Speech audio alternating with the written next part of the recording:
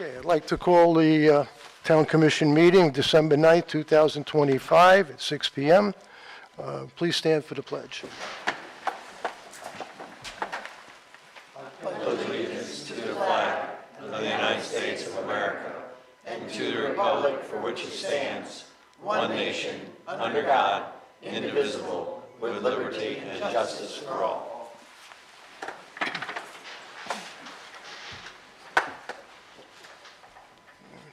We do the roll call? Mayor Burrill, Here. Vice Mayor Mayfield, Here. Commissioner Fender, Here. Commissioner Kurzman, Yes. Commissioner Titicus. Here. We have a quorum. Okay. Before we get going into the meeting, I'd like to say thank you to all the staff for how hard they worked on the Christmas party. It was a huge success. I'm sure everybody here agrees with me, and if you have any comments to make, please make them. I would just agree with Okay. your thanks. Okay, thank you. All right, now we're going to present some proclamations. First presentation is to Mr. Preisman. We have a letter to read into the record. Dear Mr. Preisman, the entire Town of Sewell's Point Commission wishes to express our deepest gratitude for your 17 years of outstanding service on the Board of Zoning Adjustment. Your dedication, insightful contributions, and consistent judgment have been vital in guiding the sustainability development of our town. The fairness and consistency you brought to every decision have left a profound and positive impact on our community's landscape and character. Thank you for your tireless stewardship. We appreciate all your hard work and congratulate you on a truly excellent job. Thank you.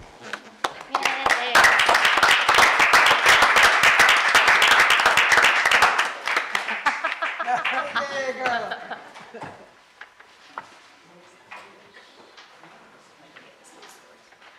We're not letting you off that easy. Thank you. It was a pleasure. Oh, thank you. You were a great addition, Howard. Or not a great addition. Always a voice of reason.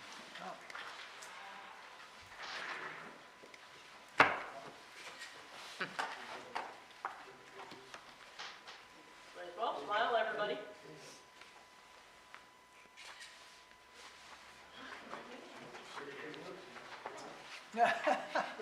Speech.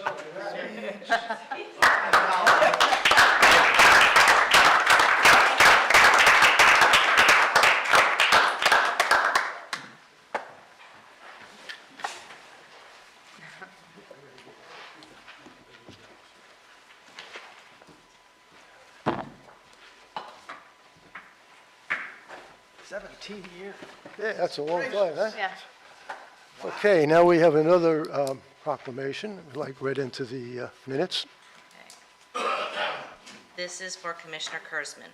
The Town Commission wants to express our sincere gratitude for your service to the town of Sewell's Point over the past year as mayor. Your dedication and hard work have not gone unnoticed. The community is a better place because of your leadership and the time you've sacrificed. Thank you for everything you've done. We wish you all the best in the new year.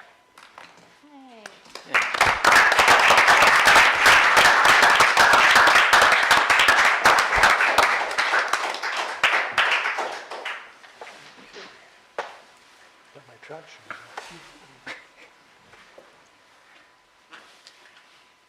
What did you do, bring Bloody Mary mix? Yeah.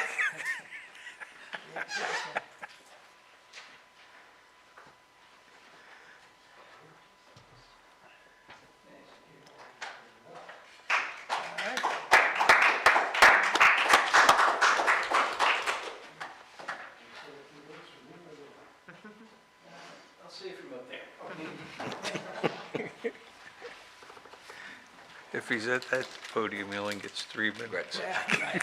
Get a good 45 minutes out of there.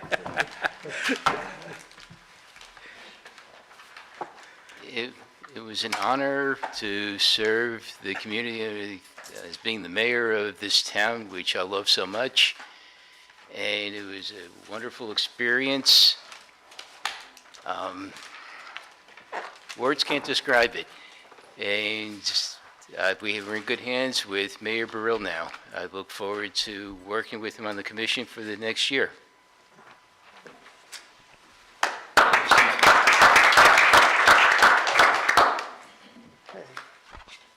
you have public comments on non-agenda items? Seeing none, let's move on. Oh, non-agenda, there it is. James Campo. Who? Is that right? There he is, okay.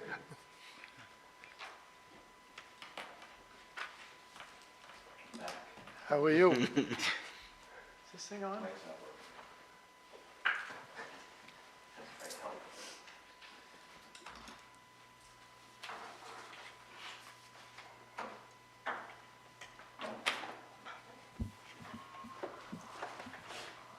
Technical difficulties.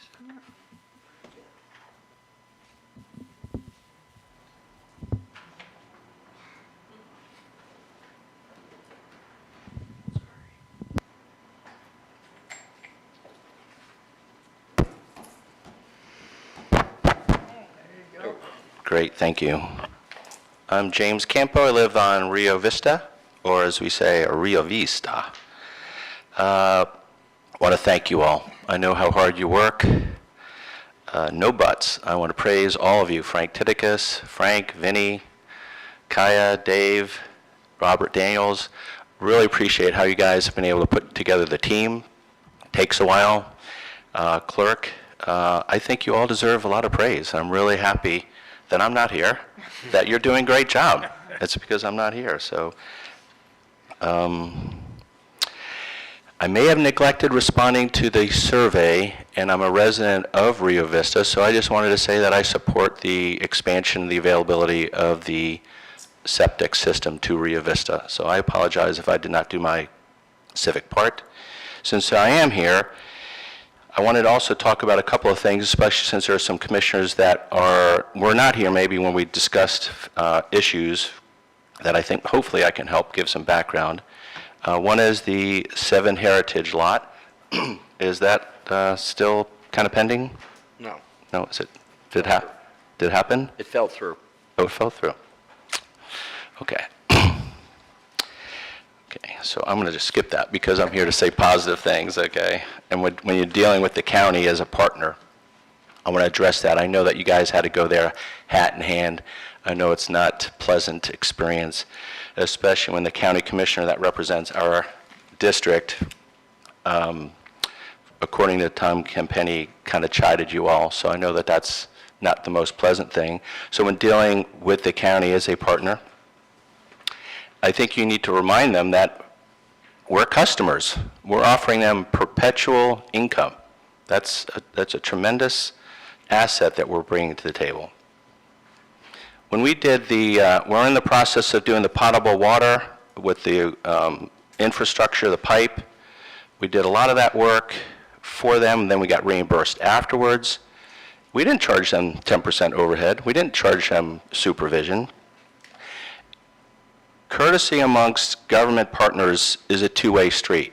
And I think when you iron out the details, you can remind them that our police, great police chief, and our whole force helped the sheriff's deputies with mutual calls out at the beach, A1A, and if you talk to John Budenseek or Will Snyder, he says, you know, town of Sewell's Point really contributes a lot to that partnership. Our firearm E&S contract will be expiring soon, and they've got a firehouse that's very close, and I think if they would like to have a second bite out of the apple and to help us with that bidding, again, this is a partnership. We've got a lot to offer when you can go into a negotiation in a position of strength rather than just your hat in your hand. I think it, strengthens the ability for us to get what we want moving forward. So I will tell you this on Rio Vista, whatever you decide, gravity, grinder, sign me up. I'm ready for that. I don't need one, but I support what you all are doing, and I appreciate your teamwork. Thanks. Thanks, James. Thanks, James. Okay. Anybody else want to speak on a non-agenda item? Seeing no one, let's move on. Any additions or deletions to the agenda? Hearing none? Hold on, Mayor. Yeah, I had a request from a resident earlier today, if we could move up the agenda item on the certified recovery residences, as opposed to it being the next to the last item on the agenda. So which one is it, 4476? It's listed as 3C, you know, if we could move it up to 3A. Is it 2C? There is Oh, no- no, the new agenda. Yeah, 3. Oh, the new one. Well, Yeah, it's 2C. mislabeled. You have a revised agenda in here. on the drive. I don't have that revised. 2C then. I mean, I don't have a problem with the order that we're going, so. You could just move it to A versus C. I'll make a motion to accept the agenda with the modification of A to C, number 2. Second. A motion and a second. I'm going to call the roll. Vice Mayor Mayfield, Yes. Commissioner Finder, Yes. Commissioner Kurzman, Yes. Commissioner Titicus, Yes. Mayor Burrell. Yes. Motion passes.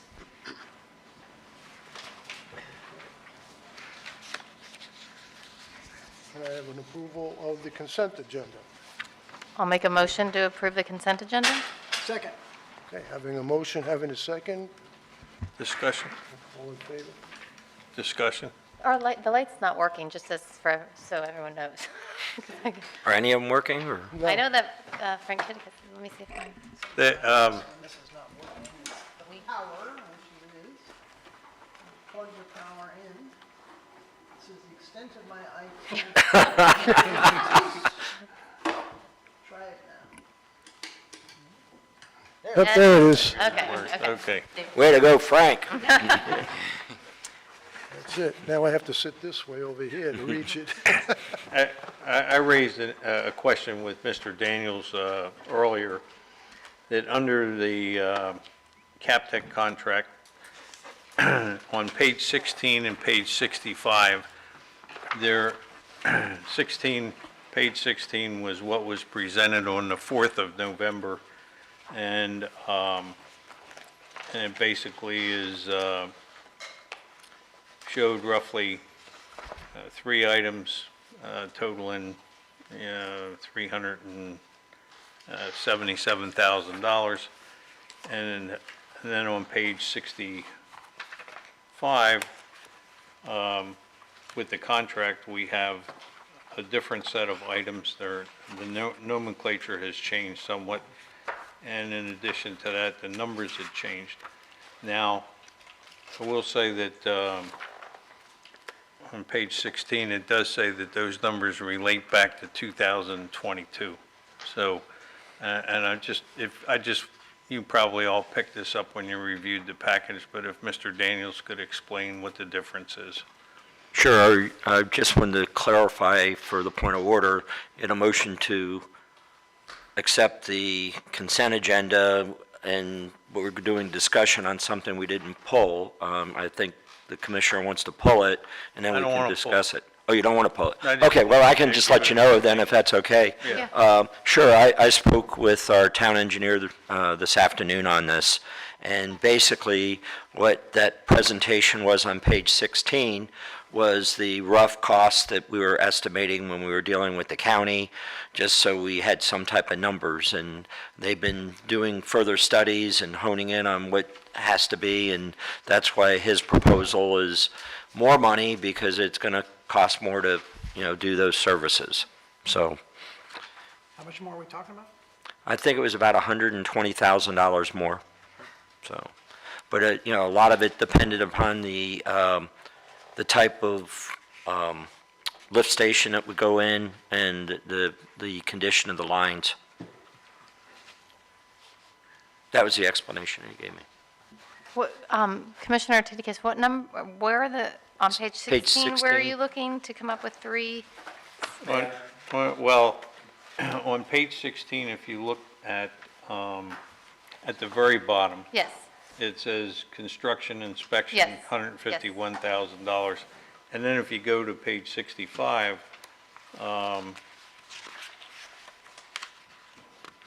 or was it?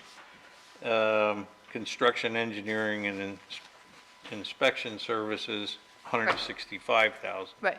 And then there was a contingency number that wasn't in his contract. But then there was, the only other one that was design, permitting, and administration. And design, permitting, and administration was basically 85,000 versus 75. Okay. And then there were two other items, Adam. Design, permitting, bidding of the Yeah. lift station and the construction, engineering, and inspection, which weren't listed in the original numbers. Okay. Okay. No, I'm glad you broke it down because I thought it was the total, and that wasn't the difference he was talking about, but that makes sense. Right. Well, thank you for the clarification.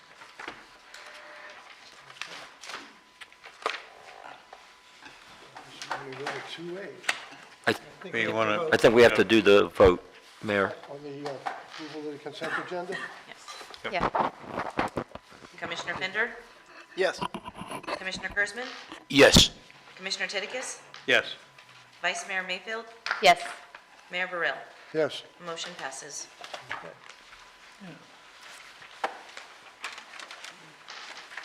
Now, on my... Okay, so now we're going to go to item number 2A, a public hearing on ordinance, first reading of ordinance 474-25. It's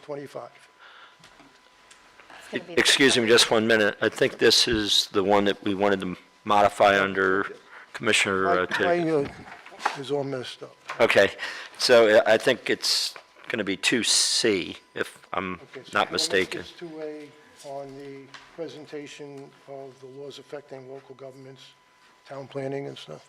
Yes, Okay. thank you, sir. Bonnie, Ron?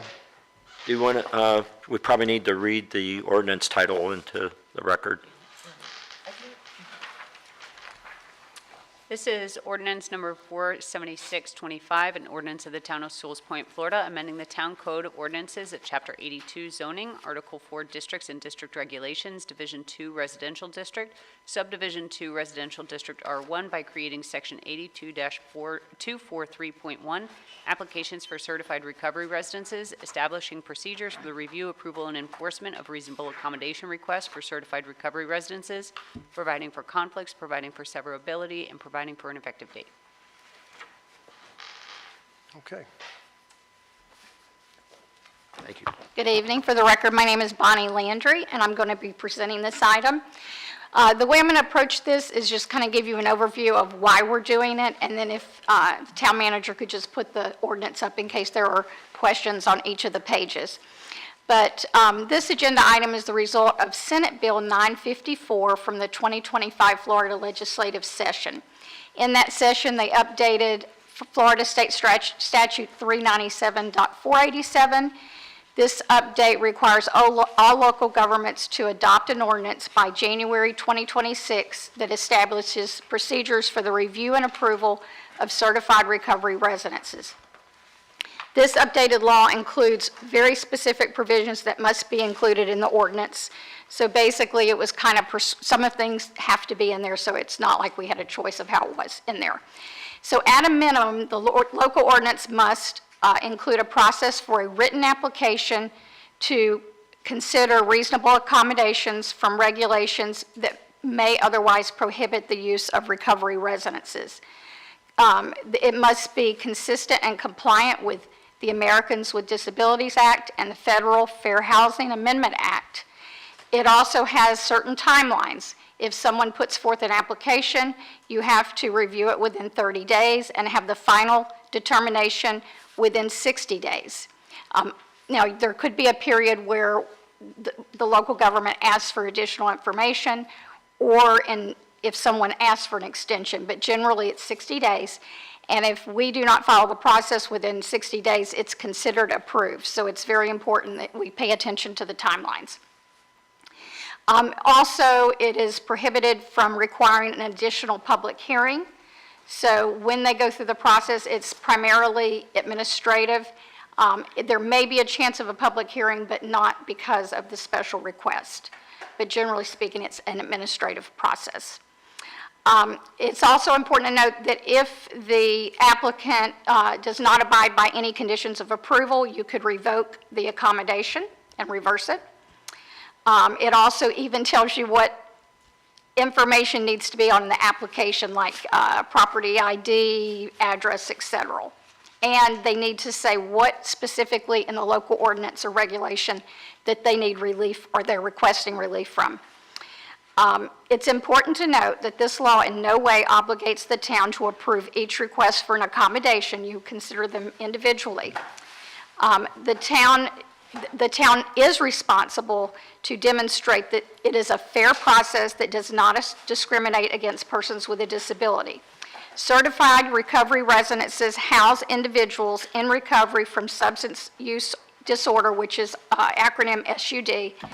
This disorder is protected by a protected disability by the Americans with Disability Act. It's also important to note that these particular facilities, you cannot have active substance use in these locations. It's also protected by Fair Housing Amendments Act, which requires a reasonable accommodation from land use and zoning regulations that would otherwise prohibit a disabled person from an equal opportunity to use and enjoy housing. So it's two federal laws, ADA and Fair Housing. The town is not required to approve a request that would in some way require the town to have a fundamental alteration in the nature of a regulation just to accommodate the disability. So an example would be this: if someone came in and the piece of land that we're looking at had a conservation land use. Well, you don't put housing on a conservation land use, so you would not be required to do that. It would be a fundamental alteration of your zoning code. Or if they wanted to say put a multifamily housing in a single family zoning district, again, that is not a reasonable accommodation because it's a significant change in your town code. And finally, you are not required to approve a request that would result in an undue financial or administrative burden to the town. So this is just an overview. This is the first reading of this ordinance 476-25. The reason why you're hearing this separate from the other codes that I'm going to provide you an overview with later tonight is the timeline. You have to do it by January of 2026, and that's every municipality in the state of Florida. It's not just you. I, as the planning consultant, are recommending that the Code of Ordinances be amended to comply with both state and federal laws regarding certified recovery residences. And I wanted to say that after the packets had gone out for this agenda, the town attorney recommended that we reconsider the provision for an application fee and perhaps remove it from the process. You're not required to charge a fee. This first public hearing includes review and discussion by you, the commission, the opportunity to hear any public comment, and we seek a recommendation to schedule the second and final reading of this adoption of Ordinance 476-25. Staff recommends the following motion. The Town Commission approves Ordinance 476-25 with changes to include the removal of the application fee as discussed and any other modifications to the ordinance as long as they are consistent with the law. And we also would ask that you schedule the second reading for January 2026 meeting. And this second meeting, we will need to advertise, so I will correspond with the clerk to get that advertising in the newspaper. And that concludes my presentation. If you have any questions for me, let me know. And I think Bob's going to put up the ordinance. Yeah, it's up. Thank you. So I do want to stress that it's pretty prescribed. It's not like I made up the code. It's in the Florida law. So there isn't a whole lot of wiggle room for things you can change other than whether or not you charge a fee. But it even tells you, how to put your application together. So if, once this ordinance is in effect, then the next step would be for me to provide a standard operating procedure, and an application form so it's ready if anybody comes with a recommendation or they want to get an accommodation for this.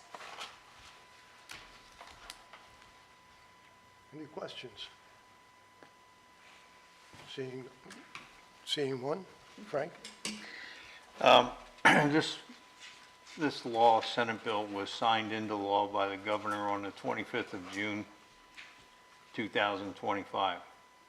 I don't know the specific date, but yes, it was from the last legislative session. That's when it was signed into law. Thank you, yes. And so why is this now coming before this commission 5 months later, and all of a sudden it's an emergency that we've got to act on it tonight? I apologize. I did reach out to each of my clients to offer to do this presentation. So I really can't speak to the timing of this, but as soon as the town requested that I provide this overview, here I am. I do think that Bob might have mentioned it at the previous meeting.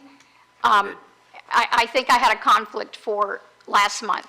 So Bob gave you an overview, and this was the soonest that I could come to you once we were in place. But if it makes you feel any better, I do think many people are doing the first reading in December and getting that second reading in January. I have other clients that are on that same exact adoption schedule. So I don't think there's going to be a harm to the commission for getting it done after January 1st. Another question. You mentioned that, for example, you didn't have to allow multifamily in a single-family area. That's correct. We have under our ordinances, or rather, under our ordinances, we have 14-164, which basically is a definition, a list of definition ordinances, and one of them defines family. And obviously, a residential treatment unit is a multifamily unit because they are unrelated parties that are in those buildings. I do have an answer for you. I suspected that question would come up. So it is true that you have a definition of family, and it is true that it's defined as people who are related. However, it would be very difficult to enforce that because of other situations that could occur. Let's say if you're not even a disabled person, if you're basically supposed to treat them like any other person. So there may be someone in your community that has an unmarried couple living in a house with a friend. They would violate this. And so you can't treat them differently. In other words, you're not going to go and do code enforcement for who lives in each individual home in Sewell's Point. It could be 3 roommates that are unrelated. But the difficult part of your existing ordinance to enforce would be the portion that is stated not exceeding 2 adult natural persons, not related by blood, adoption, marriage, or guardianship. It would be difficult to enforce it with your current people living here, so you cannot treat someone who, the only thing different is that they have a disability, but they may be 3 roommates living together. So and I don't know if Elizabeth has more. Do you support that analysis, Elizabeth? I do, and in a lot of the other jurisdictions where we work, one of the requests for reasonable accommodation for recovery residences is to the definition of family, so they can have more people who are unrelated in those units. So that's one of the typical requests we see. I'm just full of questions tonight, see that. Bear with me. And why was your recommendation to get rid of the register or the fee? I did not specifically research it, and I can do that before second reading, but typically what we see is because this is to accommodate a disability, that you're supposed to remove the barriers to them getting the relief that they need to accommodate their disability, and so most applications for reasonable accommodation are free. In a I situation, left it lit. I'm sorry, and not to debate it with you, but to debate it with you. In a situation where somebody owns the property and they are basically running a certified recovery center. So in other words, they bought a 4-bedroom house here in Sewell's Point. They loaded it up with bunk beds and, have 2 to 3 people or 4 people per room. So the 4-bedroom house is accommodating 8 to 16 people. Wouldn't the landlord or the owner of that property be the one that would be paying the fee and not the individuals? Typically, it's the operator who applies for the reasonable accommodation for the operation. So the operator would be paying the fee. Correct, but it's to accommodate the disability, regardless of whether it's a specific individual who has the disability or someone an qualifying entity who's applying on their behalf. But we charge everybody who is doing a short-term, or not short-term rental, a rental over 180 days a fee. And why would they be any different? Because it's to accommodate a disability. Has that been tested in the courts? I can look for second reading. I would appreciate that. And I failed to give you the concluding thing is, the Fair Housing Act would prohibit you from discriminating on someone based on family status, meaning are they related? It would be no different than having unrelated people living together, and that happens all the time, Mr. Kurzman. There's one other question I have. If you should come across a situation where there's an emergency, like where you have a neighbor or something has a fire in their house, or the house gets destroyed from a hurricane, would you be in violation if you were to take in a couple of your neighbors that have such a thing happen?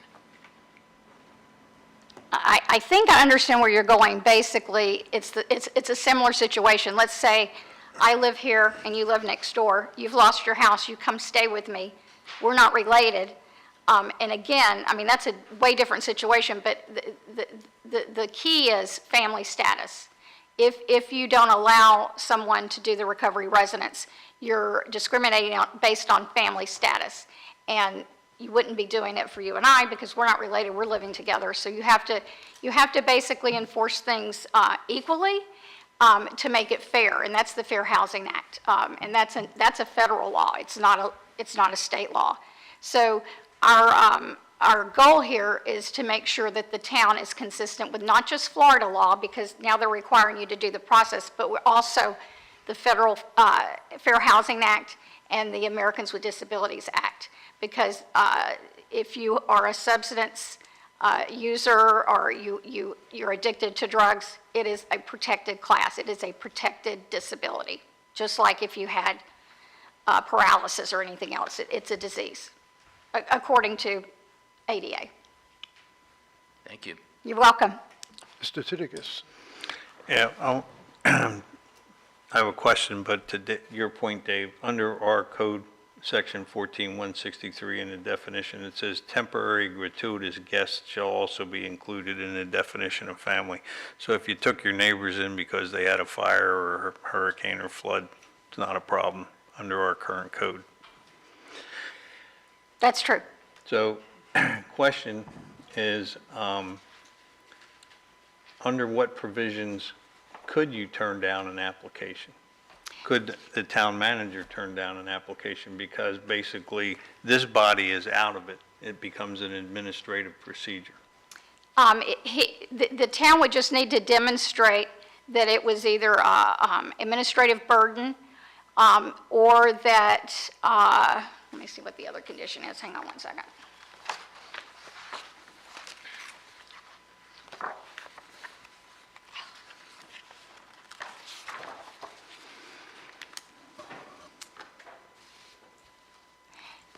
The main thing that could be require him to turn it down would be if we looked at it objectively, and it would result in a fundamental alteration in the nature of a regulation to accommodate the disability. And again, the example would be if they asked Bob to put a house on conservation land, that's not reasonable because that's not what that land's for.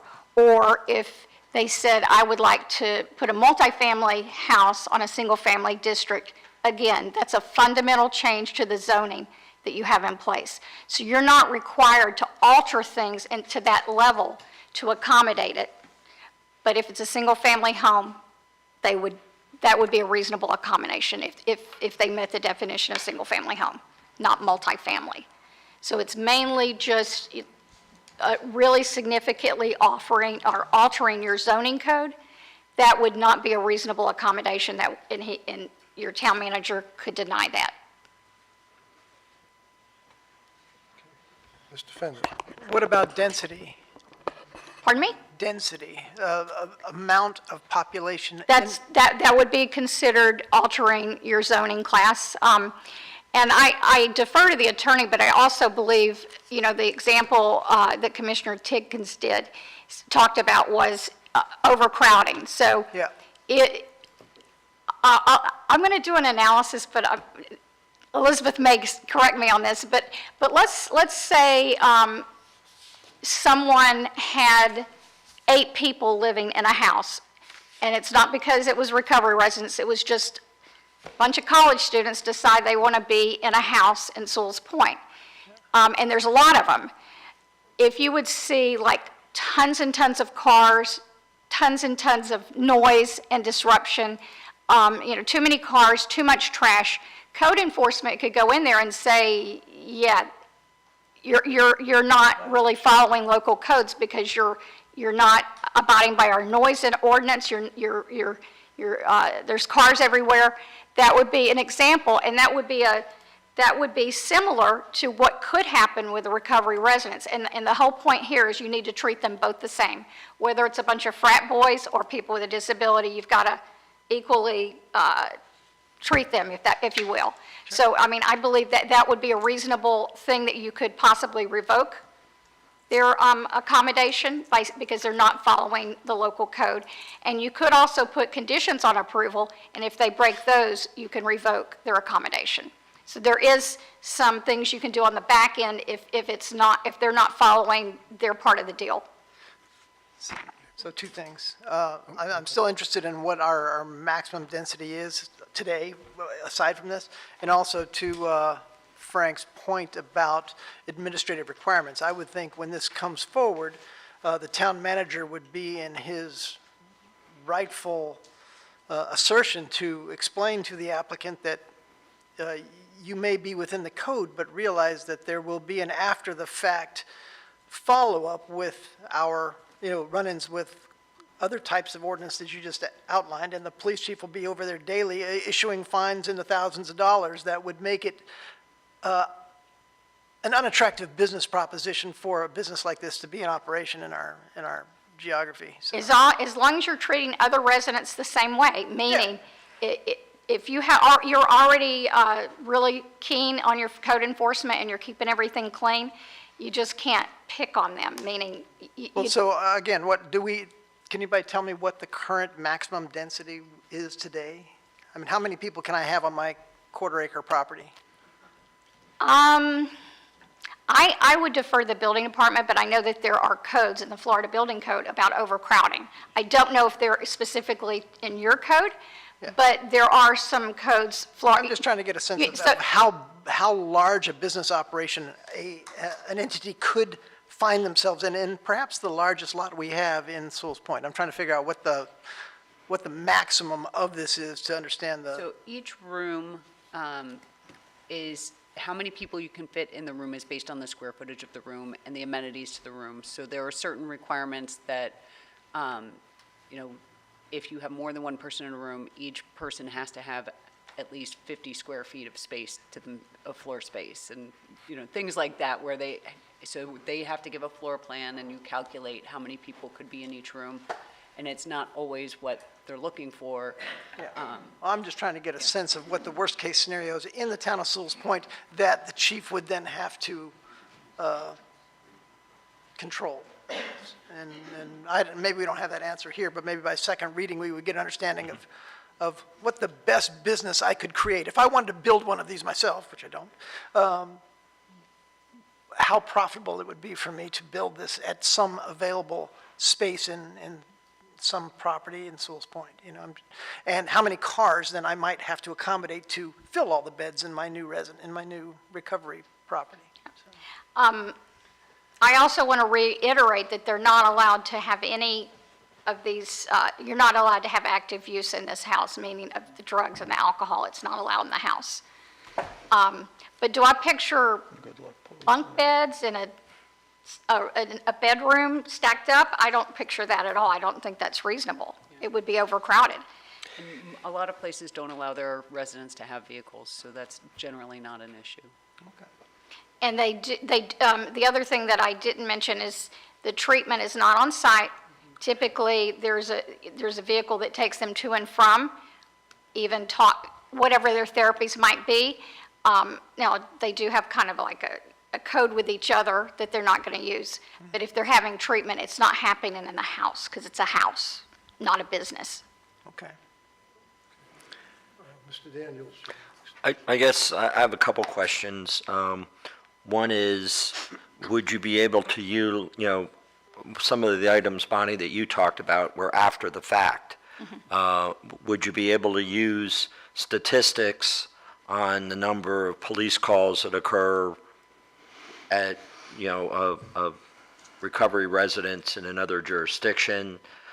Something along those lines. I remember just years ago, that was kind of the big issue, and, a couple of the jurisdictions in Palm Beach County actually went to court on it, and that the data that they had garnished was what basically saved them from a costly lawsuit. So I didn't know if that was possibility of using that data beforehand to look at what the application is and how that would fit in what's happened in other jurisdictions and what that history is. That was my one question.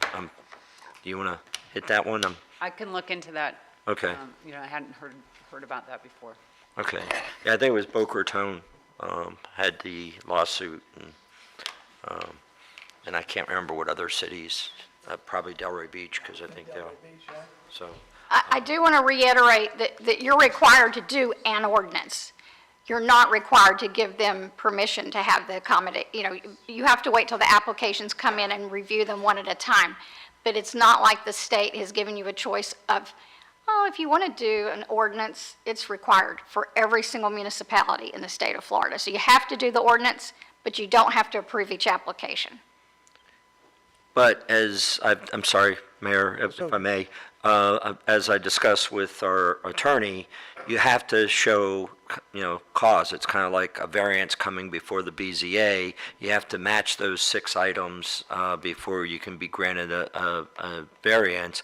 The same type of thing. You have to look at each case individually and with an open mind as to, how can I grant this versus how can I not grant this. So I think if we look at it in that frame, and that's the frame that I would look at, obviously, and what's best for this community. And I would direct you to page 4, because I was very careful on page 4 under procedural requirements to have some criteria that you need to be consistent on how you review these. So I have a list of questions that are called objective criteria, so that you can demonstrate that this is how we're going to review every single one of them. The town manager will ask if they have proven that they have this impairment, they have a record of this, is it managed by a certified administrator, which is one of the requirements? Is it necessary to afford the disabled person equal opportunity for housing? So each application will have this objective criteria to keep it fair amongst any applicants.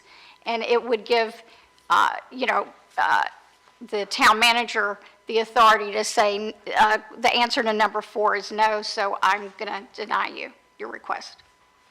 But it is important that you have objective criteria when you're reviewing these. Okay, Mr. Titigus.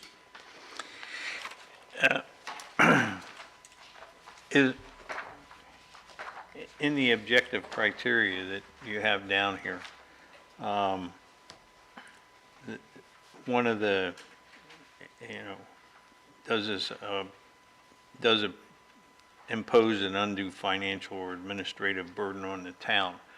Right now, we require that if you are renting out a house, and it has to be a long-term rental, in other words, more than 180 days, you've got to fill out some paperwork with the town, you have to pay a fee with the town.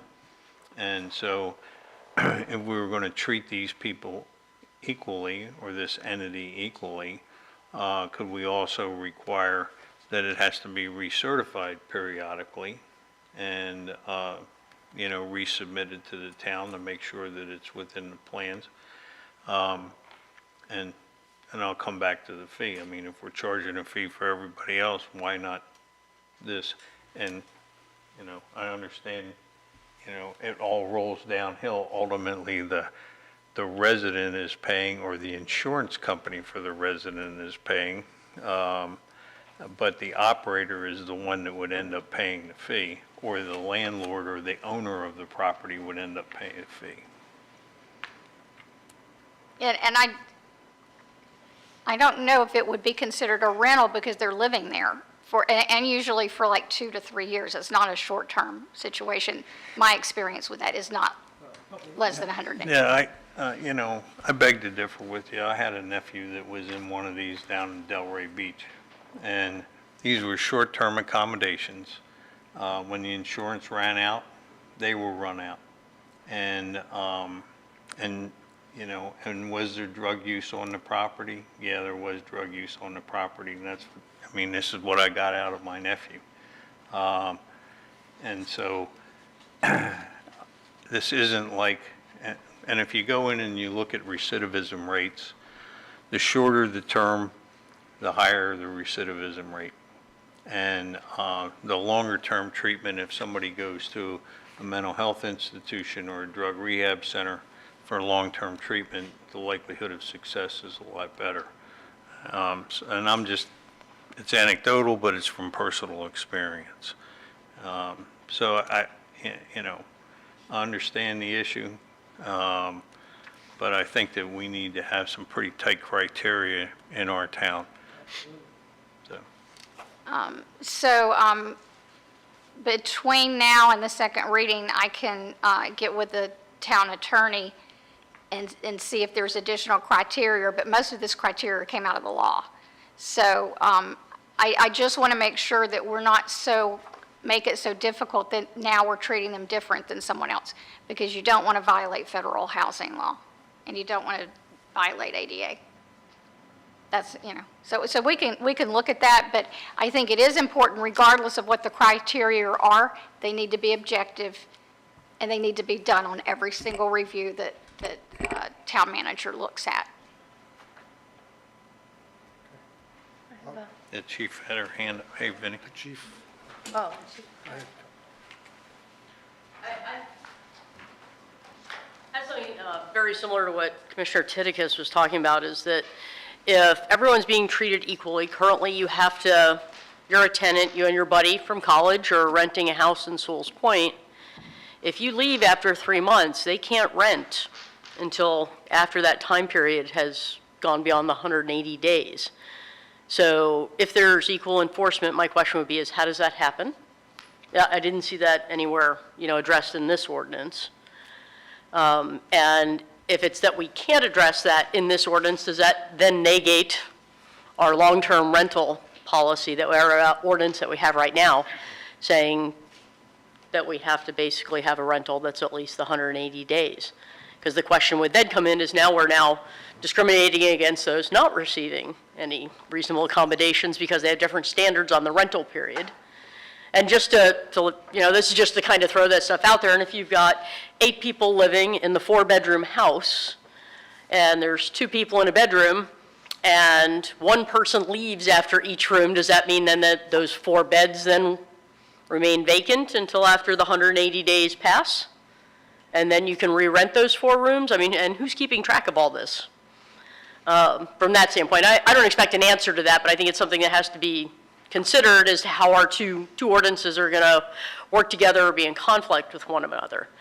I see in other jurisdictions, so you all know, that have short-term rental limitations, is that that is also one of the accommodations that's requested, is to basically not apply that length of stay requirement. And the courts have found that that is reasonable for accommodating a disability. I can bring you some more information for next time, but that's what I have found in other places. So there's that. The other issue is, somebody brought up, let's just say all 8 people have a car. We do have some ordinances to deal with things like that. You're only legally allowed to park in an area designated for parking. Most folks don't have a driveway big enough for 8 people. And for you, when you talk about, how many people live in a house, I mean, we have some residents that have 10 kids. So, there's probably at least 12 folks in that house and, standard, normal, single-family home in Sewell's Point. So that part's going to vary. But that was kind of where I was trying to figure out how does this tie into our other ordinance. But thank you. That's it.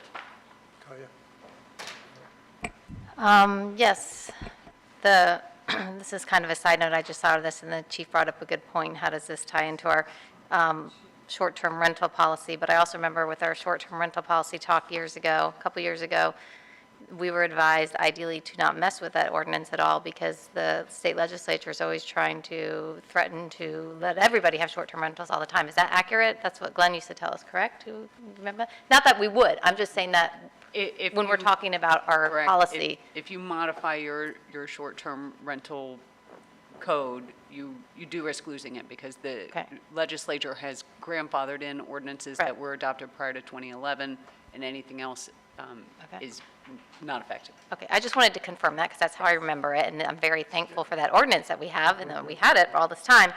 As for how the enforcement of all the points that have been brought up, I agree. I don't know how it would be enforced. I hope that a lot of this doesn't actually come to fruition, but I also think that we need to follow the state law for having this.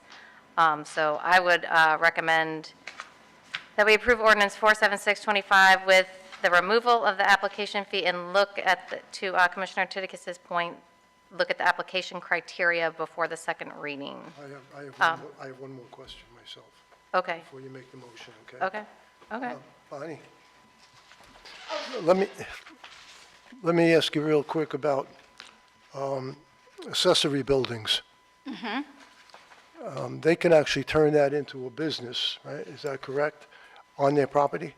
A business? If they have an accessory building built, they can rent it out to someone who is using it as a substance, recovery place. But I don't think, I'm not thinking it's a business. It's a guest house on the property with the main house. And there's, Well, there's nothing to stop a business from going there.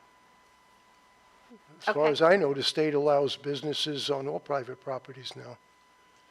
that's true.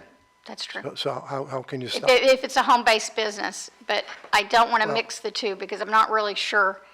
This is a residence, not a business. So don't put the word business in there, because it is where they live, but the business part of it happens off-site. The treatment is off-site, so it's literally a residence, it's a home.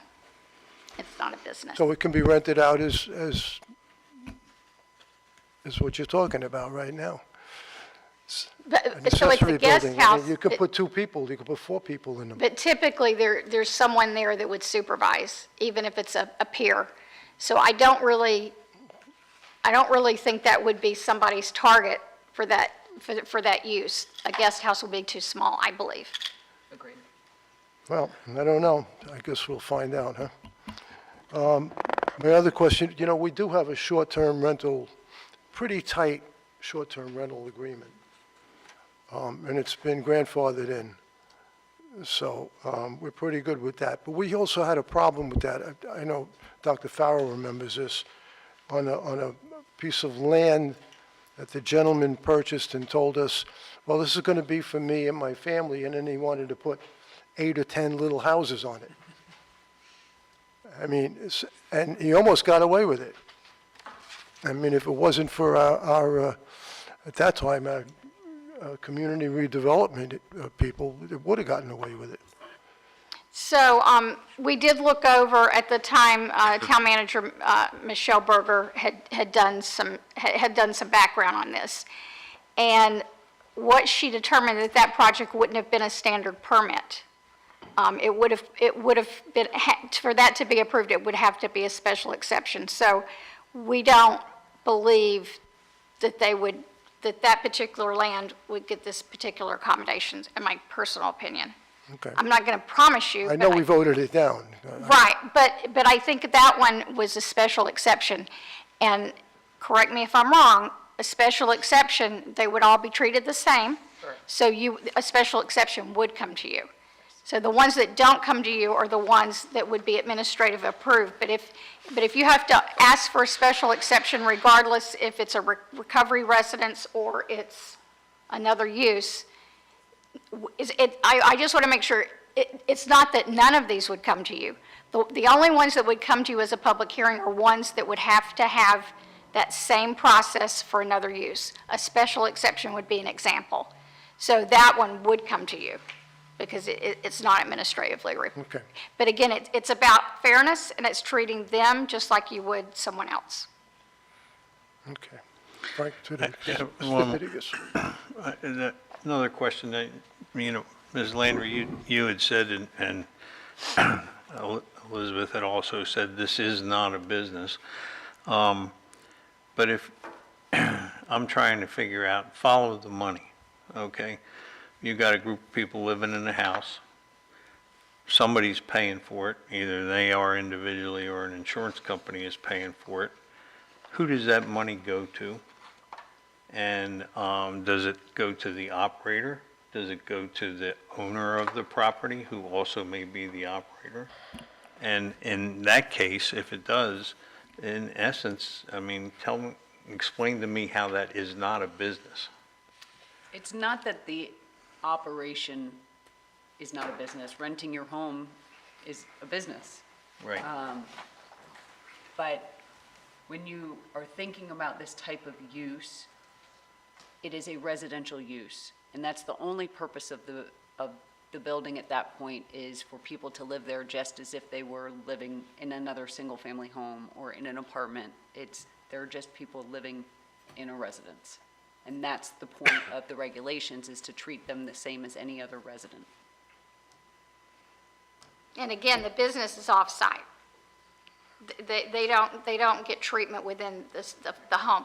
It is a house, and that's why the Fair Housing Act comes into play. They have the right to have a place to live just like anybody else. You can't discriminate against them based on their disease. Mr. Fender. Hey, I know we discussed this, but Kyle, I want you to clarify your statement about removing the application fee.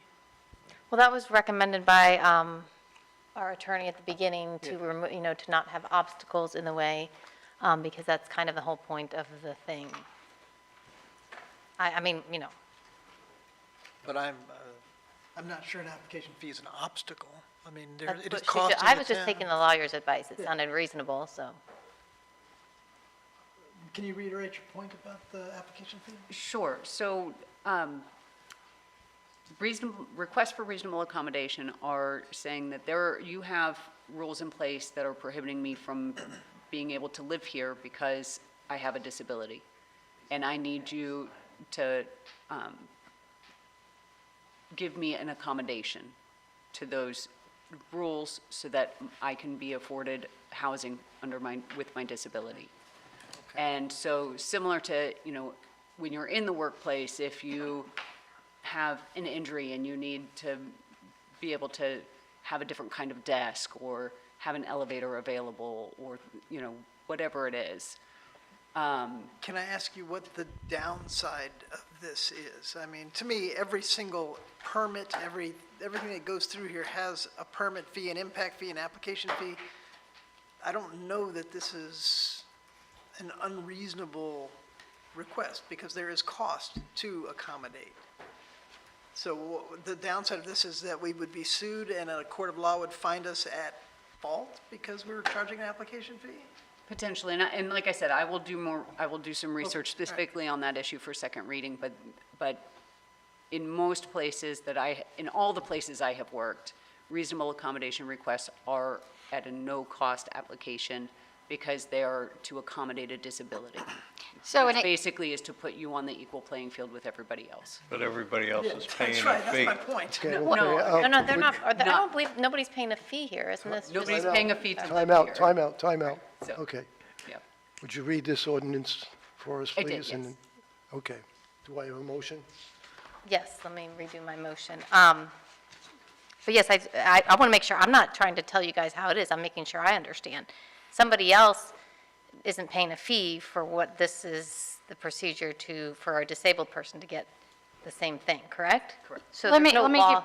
I can give you an example. That's, if, let's say you're diabetic, and you want to go into a museum, and you're not allowed to have outside food and drink. But because you have diabetes, you need food and drink, you need to bring it in. So when you go to the museum and say, I have this disability, I'm a diabetic, they don't say, oh, well, you got to pay a fee first before you come in because you have diabetes, or if you have a service animal. Just think about it as any other kind of disability. I can't think of a time where you would make them pay, you know, you got to pay a fee if you're going to bring your dog into the park because we don't allow dogs, but it's a CNI dog. Yeah. The point is, it's a disability. It's a disease. So my motion is to approve ordinance 47525 with the removal of the application fee and to look at the application criteria, I don't know if that's council or a town manager, to make sure it's solid enough, and then schedule the second reading for January 13th, 2026 meeting. Ordinance 476. 476, what did I say? 470, yeah, 476, My bad. 25. 47625. Okay. We have a motion? Do I have a second? So I would like to make a second, but I want to see if I can get you to amend your motion because I thought the second part of your motion invalidated the first. Since they are going to look at all the criteria to do all the things you said, why do we then have to strike the application fee? Because they might learn in their reviewing of the criteria that an application is perfectly fine. No, the criteria is what the town manager is looking at to determine whether that it's reasonable or whatever to give the accommodation, correct? Yes, so there's the fees just kind of, My point is, somebody drafted this and they actually put the fee in. I'm inclined not to remove it. my motion stands. I don't think that if somebody really, and I changed my ways. I had someone in my family who was an alcoholic. I do believe it's a disease, so I'm standing with the, it's a disability, so I'm just saying that, I don't like the idea of charging. I agree with those statements. Life's already hard enough. We don't need to charge for that. Any further discussion? I think you need a second. Second? I'll make a second. Okay, we have a motion, we have a second. Any further discussion? Seeing none, motion passes. We had a roll call. And before we do that, I think we need to have public comment. Yes. Public comment. Okay.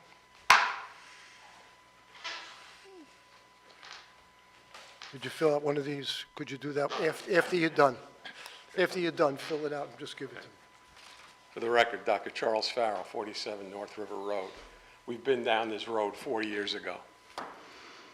And I got to tell you, we came very close to destroying this entire town.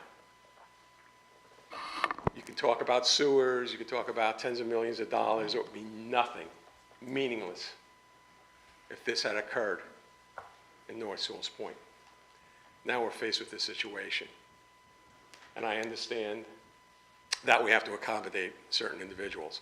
This is a business. In all due respect to the attorney, it's a business. Tens of thousands of dollars are propagated by having these people on site in these sober houses, which is what they are. There's a lot of drug use that goes on, a lot of problems that are going to occur if one of these is established in this town. As far as an application fee, the disabled person is not the one paying the fee, so there's no discrimination. It is a business, and the business person, the people who are in charge of this type of a facility, have to pay a fee. It's as simple as that. It's not an exorbitant fee. it's not any different than a fee that somebody else has to pay. So I think that question is moot. No one's going to sue the town of Sewell's Point if they have to pay an application fee. That's number one. Number two, these people come in and out of there. You have different residents in there. The police know everybody in this town. And that's why it's so safe and why people are accustomed to, or attracted to come here. You have no idea how long these people are going to be in these sober houses. They could be there for one week, 2 weeks, 3 weeks, 6 months, the same person. How in the world is Bob going to know who's coming in and out? And how is Bob, not being a medical professional, but being a town manager, supposed to determine that this particular person who's living there is certifiably disabled? But that's what it says in some of these documents that I went through. So I would be very careful about approving something without consideration of the things that I brought up. I understand we're caught between a rock and a hard place, and you guys do a great job.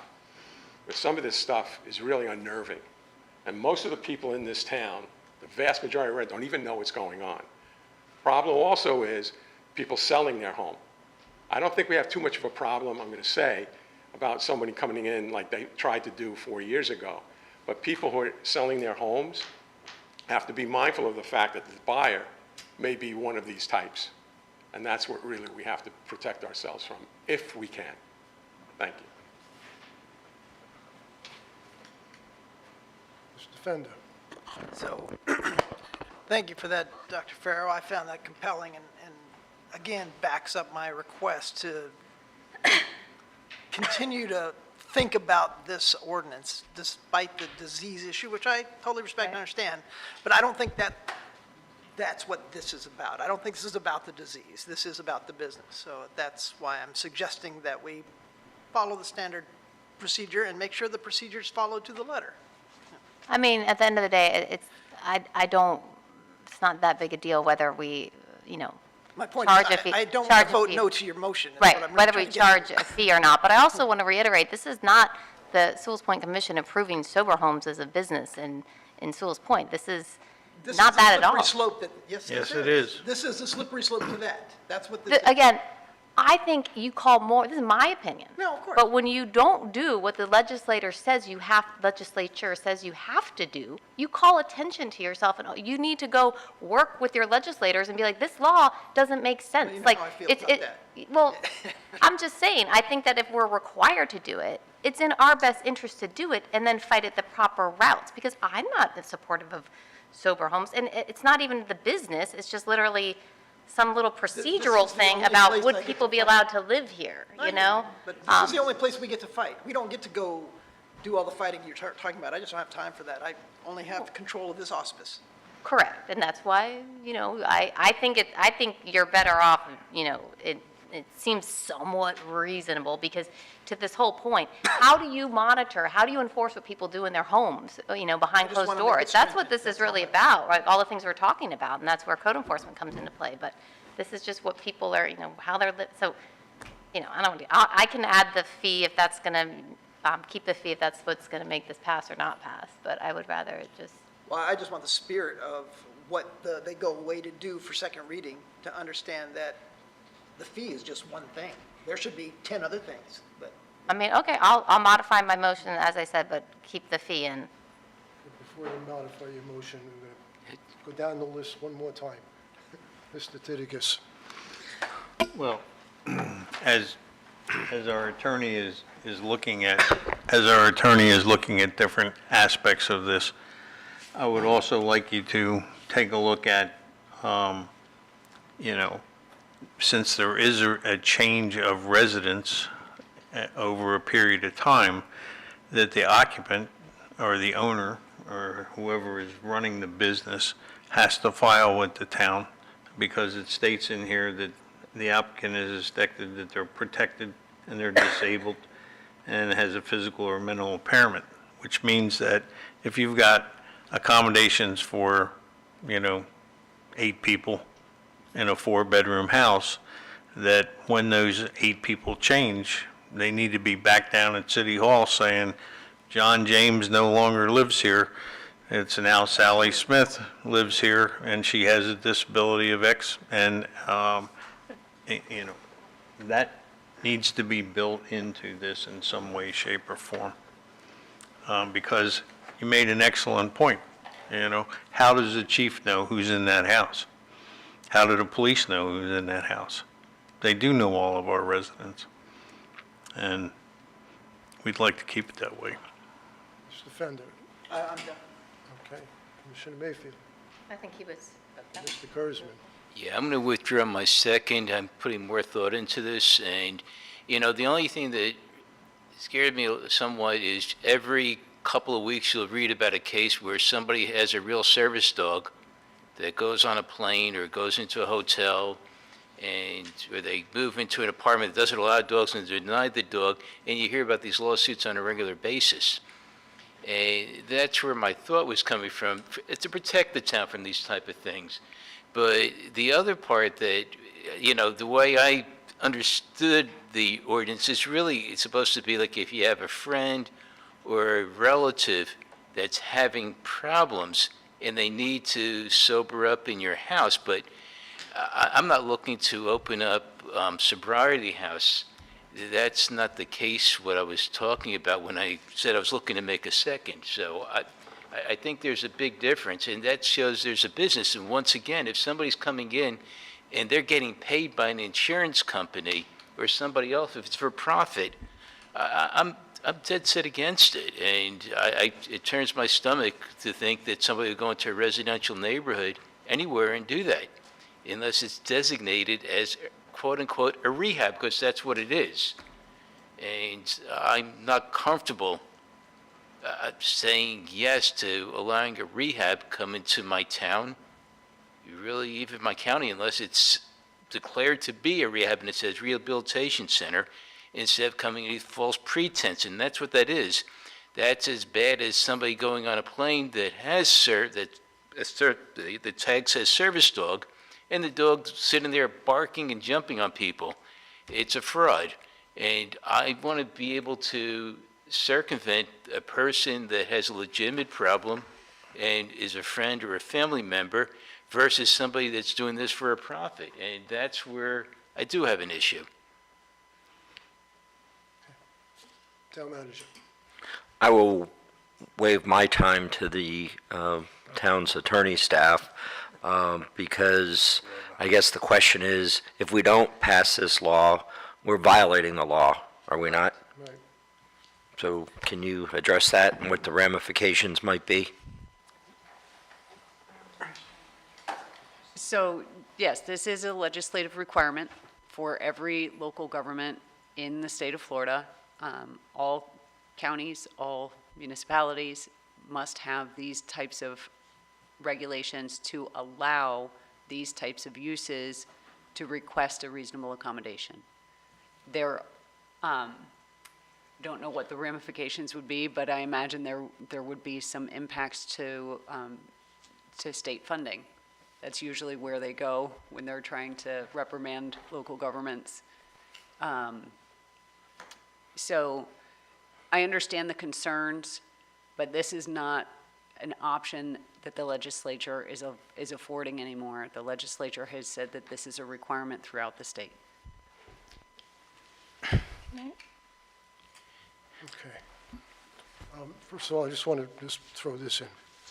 We do charge money for somebody who wants to rent their house, don't we? Yes. For application fee already? That's correct, and there's a procedure and an application, but I don't, I understand whether we have a fee or we don't have a fee. The bottom line is, we need to pass the ordinance, and we can get whatever answers that the commission needs before they adopt it. But I think the key thing is, if we don't get a motion to pass the ordinance, okay, The issue. That's fine. The issue is that we have a motion, but it doesn't have dollars and cents in it. well, it doesn't have a second either, now. Well, it will, we're not done yet. Okay. Can I ask I just don't want to be steward, so. Well, I'm just saying, We're not done. this is the way we're going with this. So, okay. I have one more point that may or may not allay your fears. in the ordinance, it's certified recovery residents. It's not some guy who's just sobering up. They have to have a certification. If they're not certified, they're out. So it's not as, how do I want to say it? Well, that makes it a business. It is a business. You have to be certified, though. Doesn't matter. It's a, course. if it walks Even like a better. duck, quacks like a Even duck, better. it's a duck. So that didn't help, but I tried to help. You're helping. I have a relevant question to help me understand this. So if you are a certified recovery resident, could you already theoretically be doing that in Sewell's Point if you weren't asking for some kind of accommodation? Like, this is all about an accommodation, and I'm not even sure what that accommodation is specifically. We heard examples of other kinds of accommodations, but not, what is an example in Sewell's Point of an accommodation that might come, he would look at? The accommodations that I see for recovery residents is seeking reasonable accommodation you in other say so, jurisdictions. yes. So I see these in other places. And the things that we typically see is a request for a reasonable accommodation to the definition of family, so they can have more unrelated people than the code allows. A request for a reasonable accommodation to a length of stay requirement in the code, so they can stay a shorter amount of time, and it's not a, they're not getting kicked out of town because people don't stay as long as they necessarily want them to for treatment. And the third thing is, occasionally, there is a reasonable accommodation for parking. Typically, that's in places where there is a single car space on the entire property, and so they'll ask for a little bit more. Okay. Or for a reasonable accommodation Okay, to those parking. thank you. You already said some of those, and Those are the only three that I've ever seen. I do have to disagree with you. There is one other one. It's the 60-day requirement. That's the length of stay. No, I'm talking about the 60-day requirement that you have to process their application. Because if you don't process their application within 60 days, it's automatically approved. But would they be asking for it shorter or longer? Well, that's what we have to have in our No, code. but she's asking what type of Accommodation what that type of people would ask accommodations for. would they be Well, asking? that's accommodating them too, because our ordinances, we don't have that, on our BZA ordinances or variances or what have you. There's not a maximum date. So I think the intent there is to make sure that we do this quickly. But that's from the legislature, correct? Right. Yeah. Yes, as opposed to the. To me, that's still an accommodation, because we normally wouldn't be doing that. I'd like to take an attempt at this. Oh, let's hear it. Mr. Fender. So, we've been here before both of your tenures, and so I'll make the same argument I made back then, which is we absolutely want to follow the law of the land, and if the state legislature requires the ordinance, we absolutely will fall in line for all the reasons you've stated. That said, this is first reading, and when it was presented by the three of you, I interpreted it as, let's just pass this and put the rubber stamp of Tallahassee on our ordinance, which that is not my stance. My thought is, as a savvy attorney and as a strong town manager, we understand the spirit of what our residents demand for how our ordinances work, which must be legal and fall in line. So we're asking you to go back, which is why I've pushed back a little bit on the application fee, to strengthen this ordinance to fall in line legally, but also to follow the spirit of what the town is trying to accomplish by the ordinance, making it appropriately stringent to jump through some hoops to make it difficult for somebody taking advantage of the business side, but as kinder, gentler Sewell's Point folk, we will always make accommodation for, and I've known the chief of police for many years, that, when something is legitimately requiring softening, that always happens. So, if there's somebody in a house that is sobering up, we're obviously going to accommodate for that. But if somebody, we're here trying to strengthen the ordinance to make sure that it is not taken advantage of in the wrong way. So I think it should be stringent. There should be an application fee, an impact fee, whatever you can come up with legalistically that makes it, legal, but difficult, and gives the town manager and the chief of police some strength to say, you guys are violating the spirit of what you should be doing in this town for the density, the overcrowding, the parking, whatever it is that brings the police to the house to break up the frat party. There should be some pretty strong and reasons why they may not want to embark upon this path in this town. That's my spirit of what I'm asking you to go back to and come back with on second reading. Now, how to put that into a motion, assuming my fellow colleagues agree with me, I don't know, but. So I did say, and you did a better job at elaborating, after I had said the application fee be removed, which I'm now saying we can put it back in, was to look at the application criteria before second reading. And Yes, that was all that's the part about I that. was in agreement with. Yeah, okay. So you all know, the things on my list are to look into the application fee, maximum density, utilizing data from operations in other jurisdictions, who the applicant actually is, requiring a potential annual recertification, and looking at the application and review criteria to make sure that we have gone through it all again to make sure it's as strong. But you as we understand why, do. right? Okay, all right. It's not because we want to bless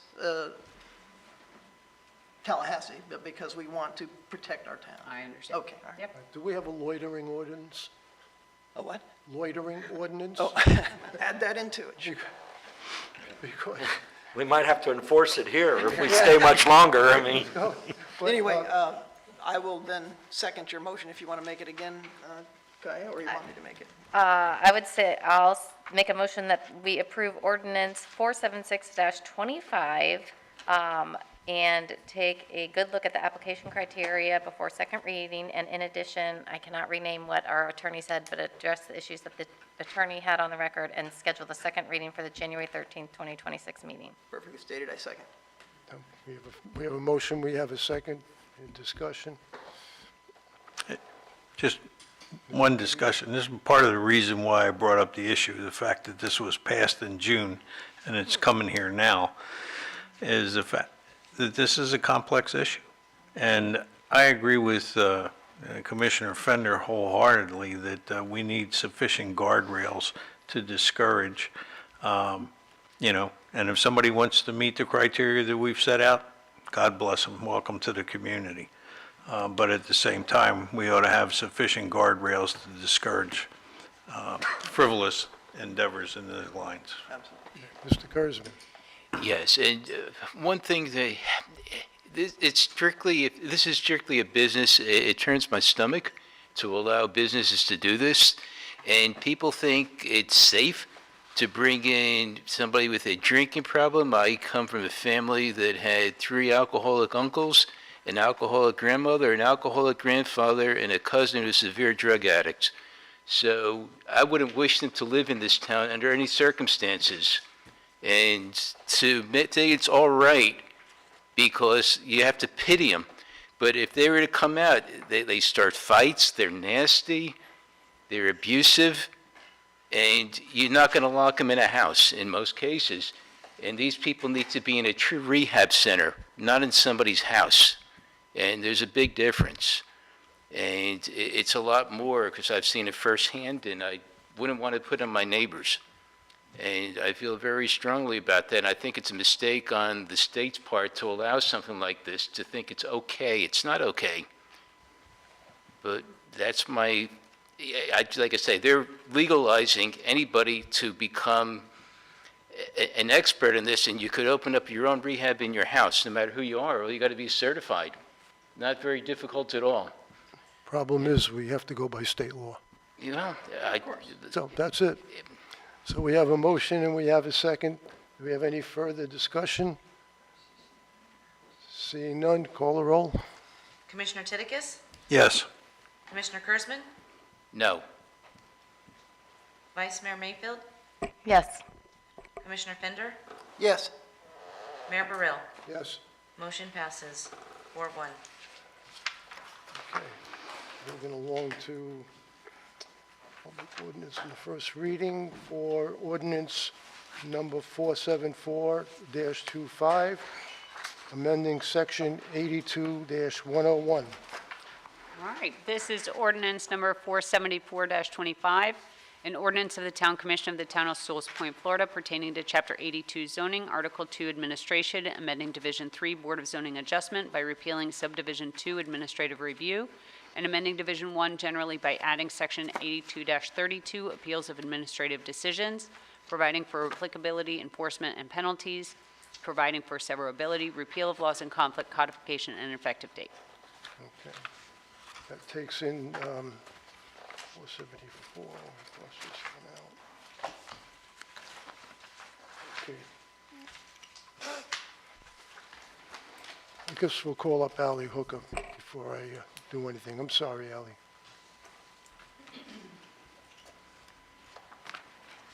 My name is Ally Hooker, and I live at 6 Morgan Circle.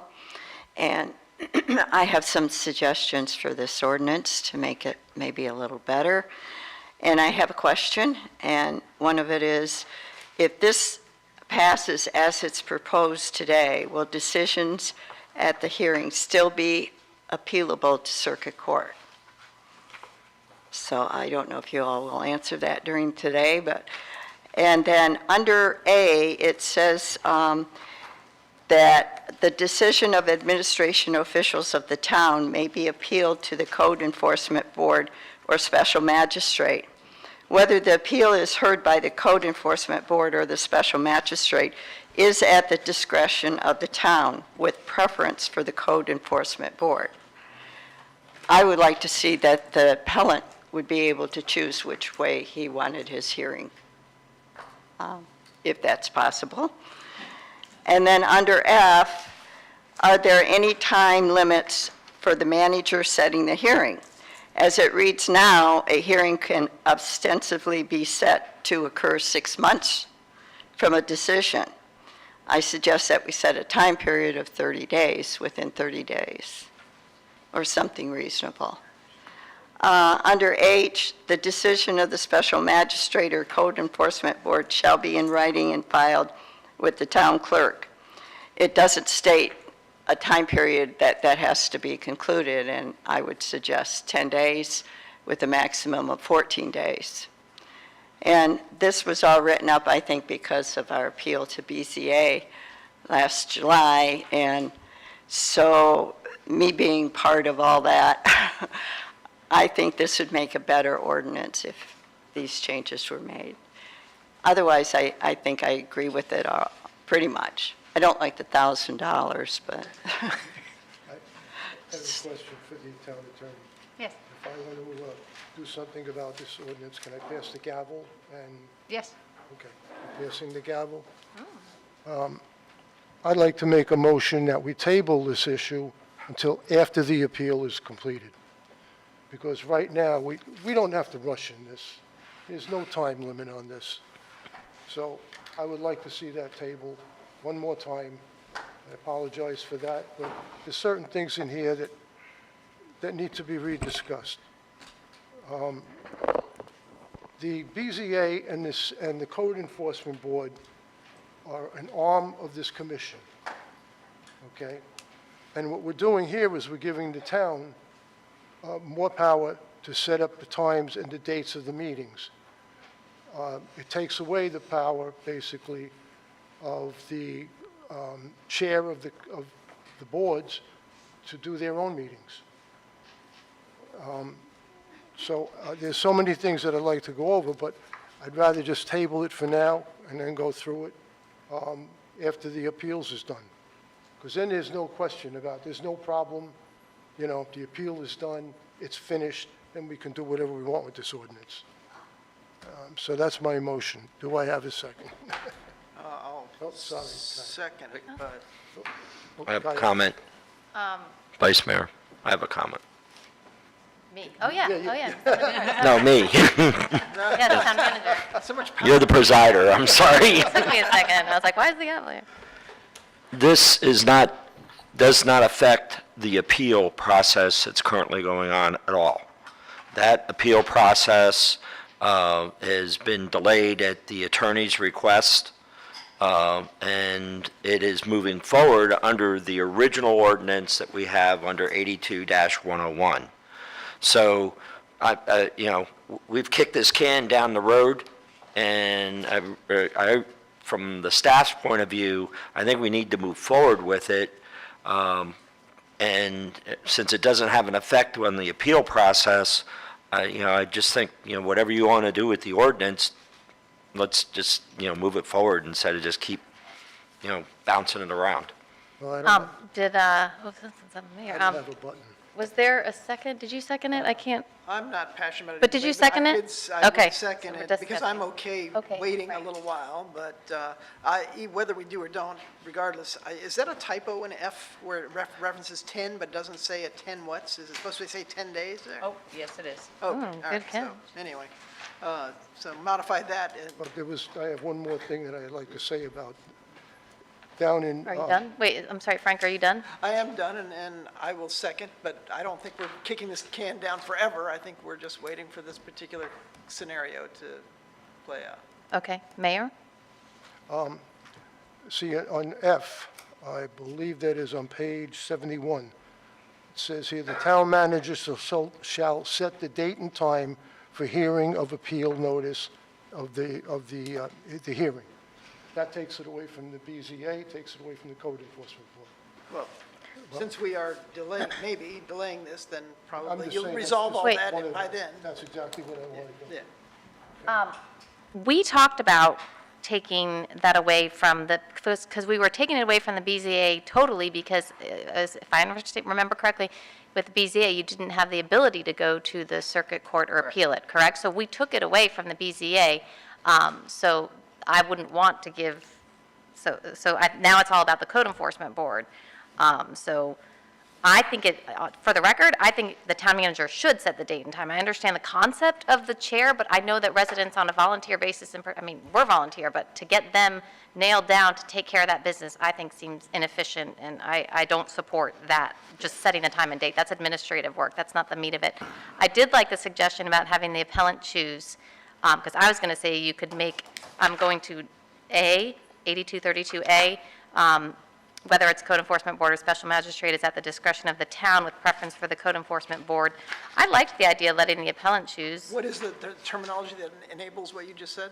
I mean, is there like 3 or 4 words you add to the end of that, or how do you do what you just described? I don't know, I'd leave that to the attorney, but I think it would be like, whether it's. Well, this is second reading, so. No, this is No, first this- reading. This is first reading. We had already, yeah, no, and Okay, all right. yes, and for the record, I am not for keep delaying it because time is money all the time, always spent, the advertising. I think this seems pretty good. Well, I'm, For that point, instead would of saying change at the discretion of the town, you could say at the request of the applicant. Okay, well, since this is first reading, I think it accomplishes both concepts. It allows you to slide it a little bit, as the mayor requested, and so I'll withdraw my, Well, here's the problem. The hearing is January 15th, and second reading for this is on the 23rd. that's my No. point. hold on. Second reading is January 12th, I think, is our next meeting. 13th. We could move the second 13th. reading to, But it really doesn't matter because That's why I'm- theirs is under the old I understand. ordinance. Everyone's talking at the same time. I apologize. Where's your gavel? Commissioner Titicus, did you say what you wanted to say? Not yet. Okay, you're on. Okay. Somewhere along the line, I think that there was a little bit of miscommunication between Mr. Torsivia and Miss Elizabeth. Because at least what I remember, and kind of going through this, was two things. One is, if you look at paragraph A, which is starts on 70 and goes to 71, we had said that the Code Enforcement Board would be used and unless there was an absence of the ability to get a quorum together, in which case then the special magistrate would be used. But I think Mrs. Hooker's suggestion is reasonable, although from my standpoint, I'd rather see it being heard by 5 of the residents than an individual that doesn't have any skin in the game. The other thing is, and correct me if I'm wrong, Bob, but there is a date set normal date set for code enforcement board meetings and BZA meetings, and it's, regularly scheduled during the month. If there is nothing to be heard, then those meetings are canceled. And so. That's correct. Why we couldn't just say that it will be heard at the next regularly scheduled code enforcement board meeting would basically address that issue. And I also think Mrs. Hooker made an excellent point in paragraph H, where she said that, that the decision needs to be filed within 10 days after the hearing. And in terms of the conflict, I had a little trouble with effective date, and I discussed this with Mr. Daniels, and he assured me that Mrs. Hooker's appeal would be heard under the old code, but that could be cleaned up by saying this ordinance shall become effective immediately upon adoption at the second reading, but it should not be applicable or will not be applicable to any cases on appeal at the time of passage. And that takes care of that issue. I will say that makes sense, but I believe legally, like just by law, you don't even have to put that because the rules that were in effect when this thing happened is what they refer to. Isn't that correct? Correct. Yeah, that just seems redundant to, like, it's already legally what you have to do. So I get the sentiment. I agree with the sentiment. I just don't think we need to change anything. I don't think we need to put it off, and I don't think we need to say that because it's not even applicable. Because we've changed laws before when we had this situation happening. Oh, you don't have your... Okay, I'm almost, Let the town manager go first. He was- wait, I'm not done, I just, Oh. sorry, I'm not done. Commissioner Titicus, you said something about the 10 days that you agreed with on H, something that was in the public comment. Yeah, Say that again, because I need to make sure I catch it if I'm gonna, under H, it says, the Special Magistrate or Code Enforcement Board affirm or reverse the decision in whole or in part. The decision of the Special Magistrate or CEB shall be in writing and filed with the town clerk within 10 days of the hearing. so when we get, and you said about because I remember talking about the scheduling of the Code Enforcement Board meetings, how they're every month, and I think it gets too complicated when we try to write every scenario into a law. So I would trust that our town manager would want to get these things done. So if the Code Enforcement Board is meeting, that's when he would do it at the regular scheduled day. But also there is the option for the magistrate, so then we would have to refer, I'm going back to F, then at that point the town manager would have to set the date and time because we don't have regular, well, I guess whether it's the code. Yeah, the I don't- magistrate shows up that's the Code anyway. Enforcement Board, yeah. But I don't know if that's any different, how that would work if you're having one heard by the other. Now, point is, I don't want to get in the weeds of like exactly how our manager who does this kind of stuff is setting up the meetings. As for the 10 days for number H, if that's reasonable, according to the people that do this on a day-to-day basis, I don't have a problem with that. Yes, Vinnie, Okay. or Mayor, excuse me. My problem with that is the magistrate, the attorney for the code enforcement board is the same attorney that does the BZA. Now, if he's going from the BZA, he already has an opinion, in my mind, that when he goes to hear it at code enforcement, he's already got something in his mind about it. Now, he works for us, the commission, technically. All right, so I'm a little concerned about a little conflict there. If he hears it from the BZA first, just like he did at the last BZA thing, and then he goes to the Code Enforcement Board. Now, the Code Enforcement Board is, or he has to do it, then he has to know every single one of our ordinances. Okay, so, and he's already got an opinion in my mind. So I wouldn't want to do that. I wouldn't want to go before the same guy twice. So I don't know how that's going to be solved, or if it's going to be solved. I think these are the administrative variant, or the waivers, excuse me, coming from the town, the building official, correct? So This just deals with the the procedural. appeal of that. The appeal of any action, like in this case that we have under 101, 82-101, it involves the issuance of a building permit. Okay. So, Wait, I thought this was appeal of administrative decisions, that's what it it said. is, that's an Okay. administrative decision Correct. to issue a building permit. It Right. doesn't happen any other way other than our building official. Okay, so the point is the issues that come up under this wouldn't have been seen by the BZA. No. No. Okay. This is, as your manager said, this is decisions that are administrative, so these would be decisions made by your town manager or your building official typically. So they're gonna be the ones who send this to either code enforcement or the BZA? They would be the ones who made a decision, and then someone could appeal that decision, and right now, those decisions go to the BZA.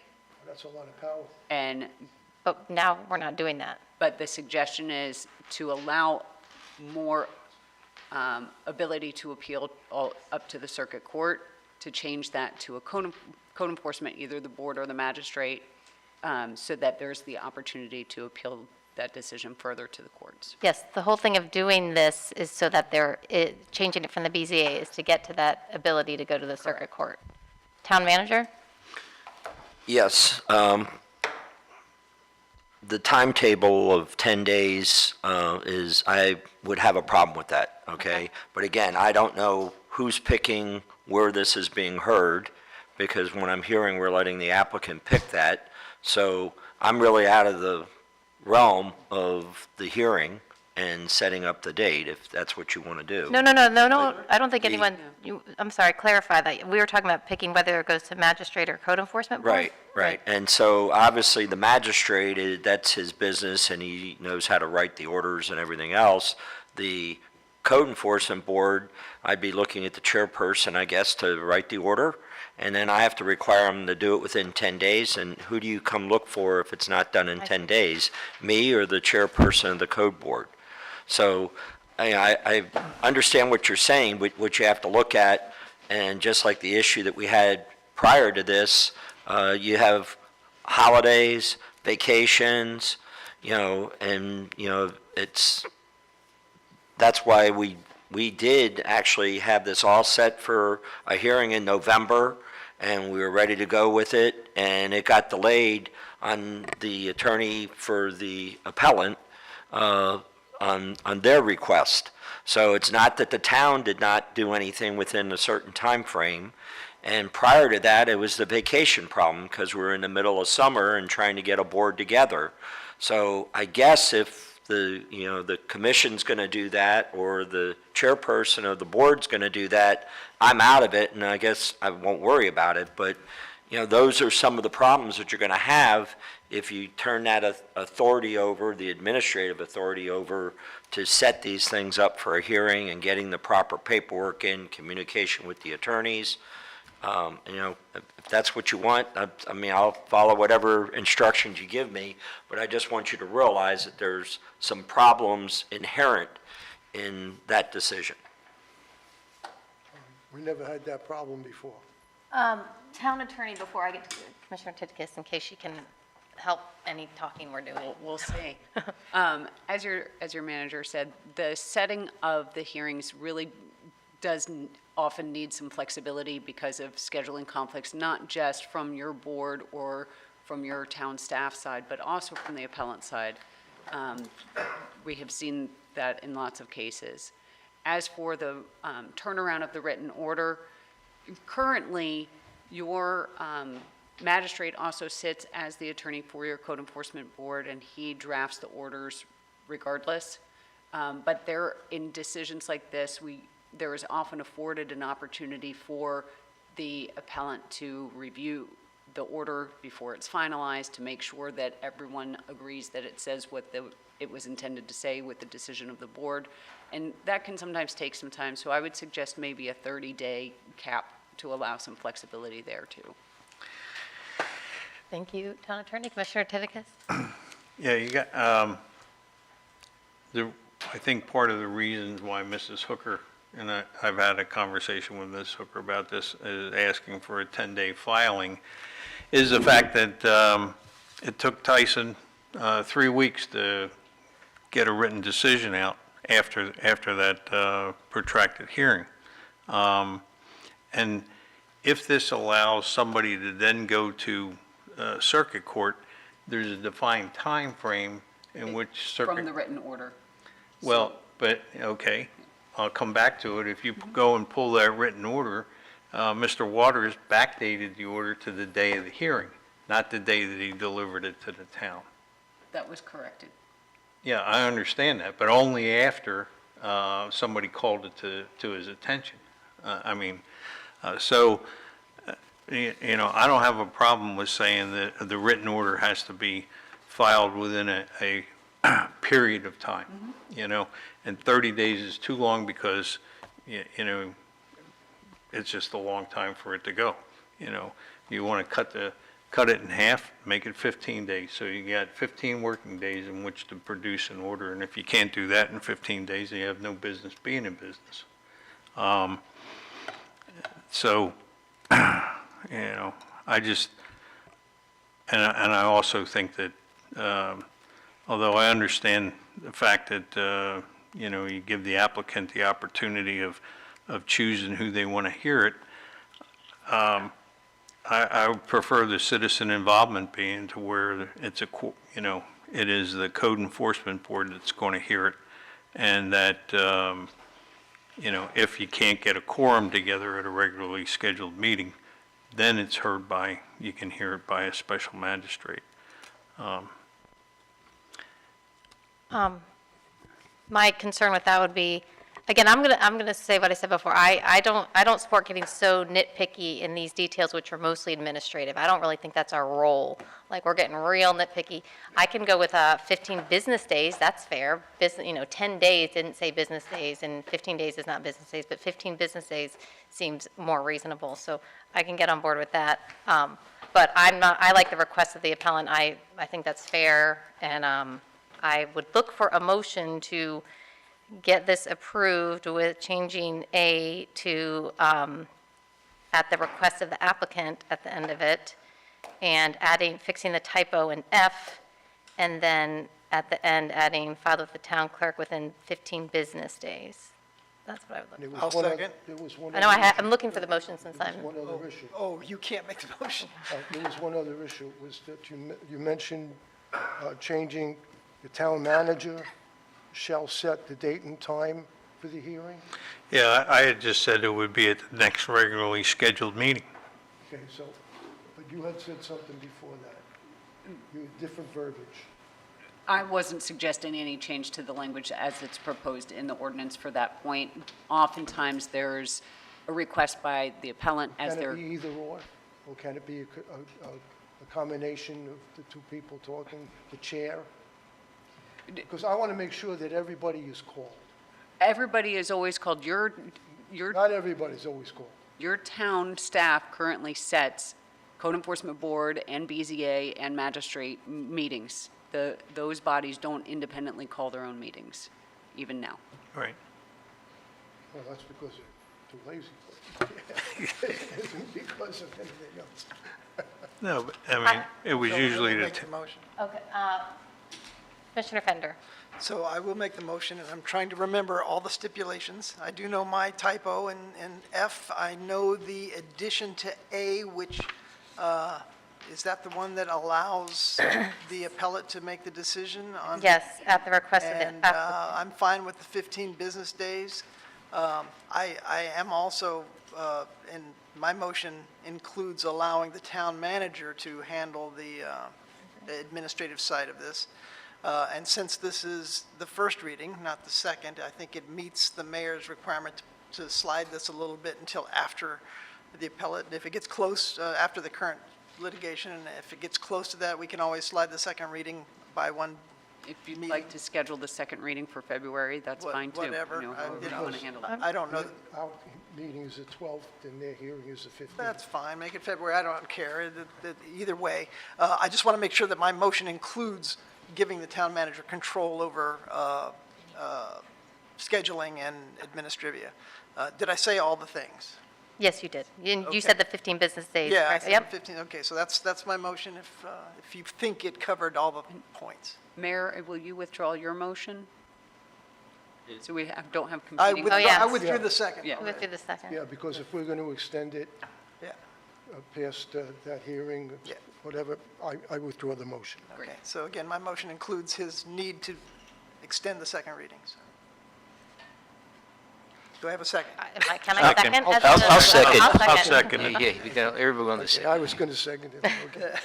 Okay, I'm sorry. I was going to make the motion, but Frank made the motion, I was going to second, and everybody else made the second, so I'm Give me good. the Still getting gavel. used to having Yeah. to do Give me it. the gavel. Yes. Give me the Give gavel. it back to you. He was getting a little touchy there. Excuse me, point of order, we have to do the vote. Yes. Oh, so should I do the vote? I don't know how this Yes, will you go. You Okay. got a call. Okay. Roll call, please, for the vote. Okay. Commissioner Titicus. Yes. Commissioner Kurzman. Yes. Commissioner Fender. Yes. Vice Mayor Mayfield. Yes. And Mayor Burrell. Okay, yes. I'm handing the gavel back. Whew, that was close. Next is ordinance 47725. All right, this is ordinance number 477-25, an ordinance of the Town Commission of the Town of Sewell's Point, Florida, pertaining to Chapter 82 zoning, Article 2 administration, amending Division 4 administrative variances for setbacks, regarding administrative procedures and appeals, providing for applicability, enforcement, and penalties, providing for severability, repeal of laws in conflict, codification, and effective date.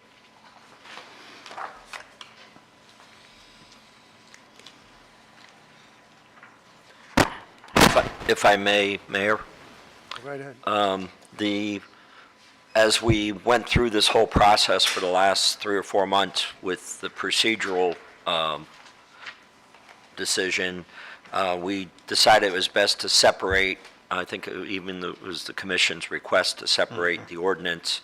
So basically, what we did was to clarify this issue, we used the term waivers, and so the administrative waiver would be issued by Jack if there was a minimal,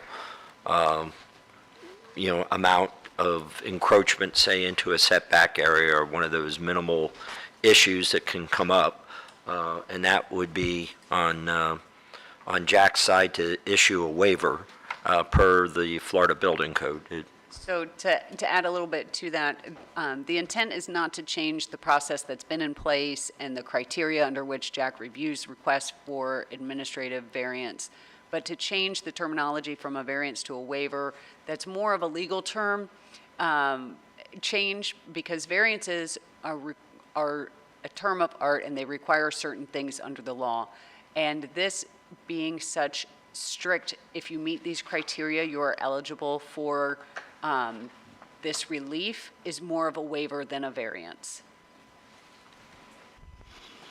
And Could have said it better myself. Yeah, variances require quasi-judicial hearings and other things, and those go to the BZA and they hear them when they come up, but because these have set criteria, it's not really a variance. Okay. I move that we approve 47725. I second. Okay. We have a motion, we have a second. Any further discussion? Seeing none, call the roll. Commissioner Titicus. Yes. Commissioner Kurzman. Yes. Vice Mayor Mayfield. Yes. Commissioner Fender. No. Mayor Burrell. No. Motion passes 3-2.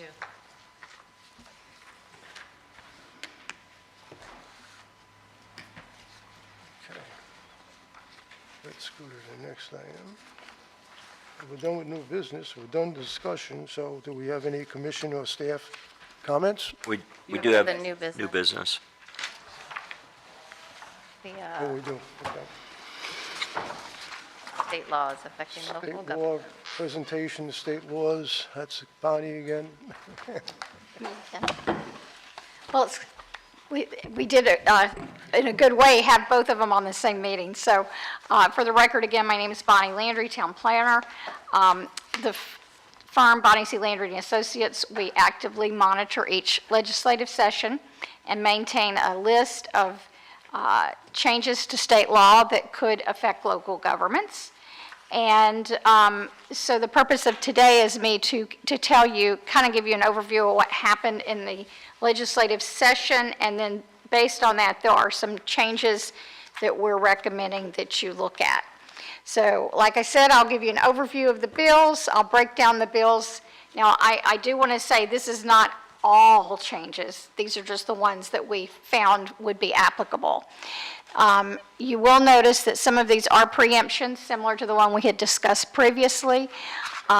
Some of these have a direct impact on the town, some do not, and many of them favor developers and reduce local control. So the first one, which we have talked about at length, is the certified recovery residences. All governments are required to do this. It is pretty much prescribed in law, and it includes timetables and requires that you do not have extra hearings for that. So as we talked at in length, we just recommend that we proceed with the adoption of that ordinance. And the first reading was today, and it was done today because of the time sensitivity of that. Senate Bill 180, that was put into place to prohibit moratoriums on development. They had seen some local governments, I think one of which was the city of Stewart, who had moratoriums on development as they looked at their local regulations.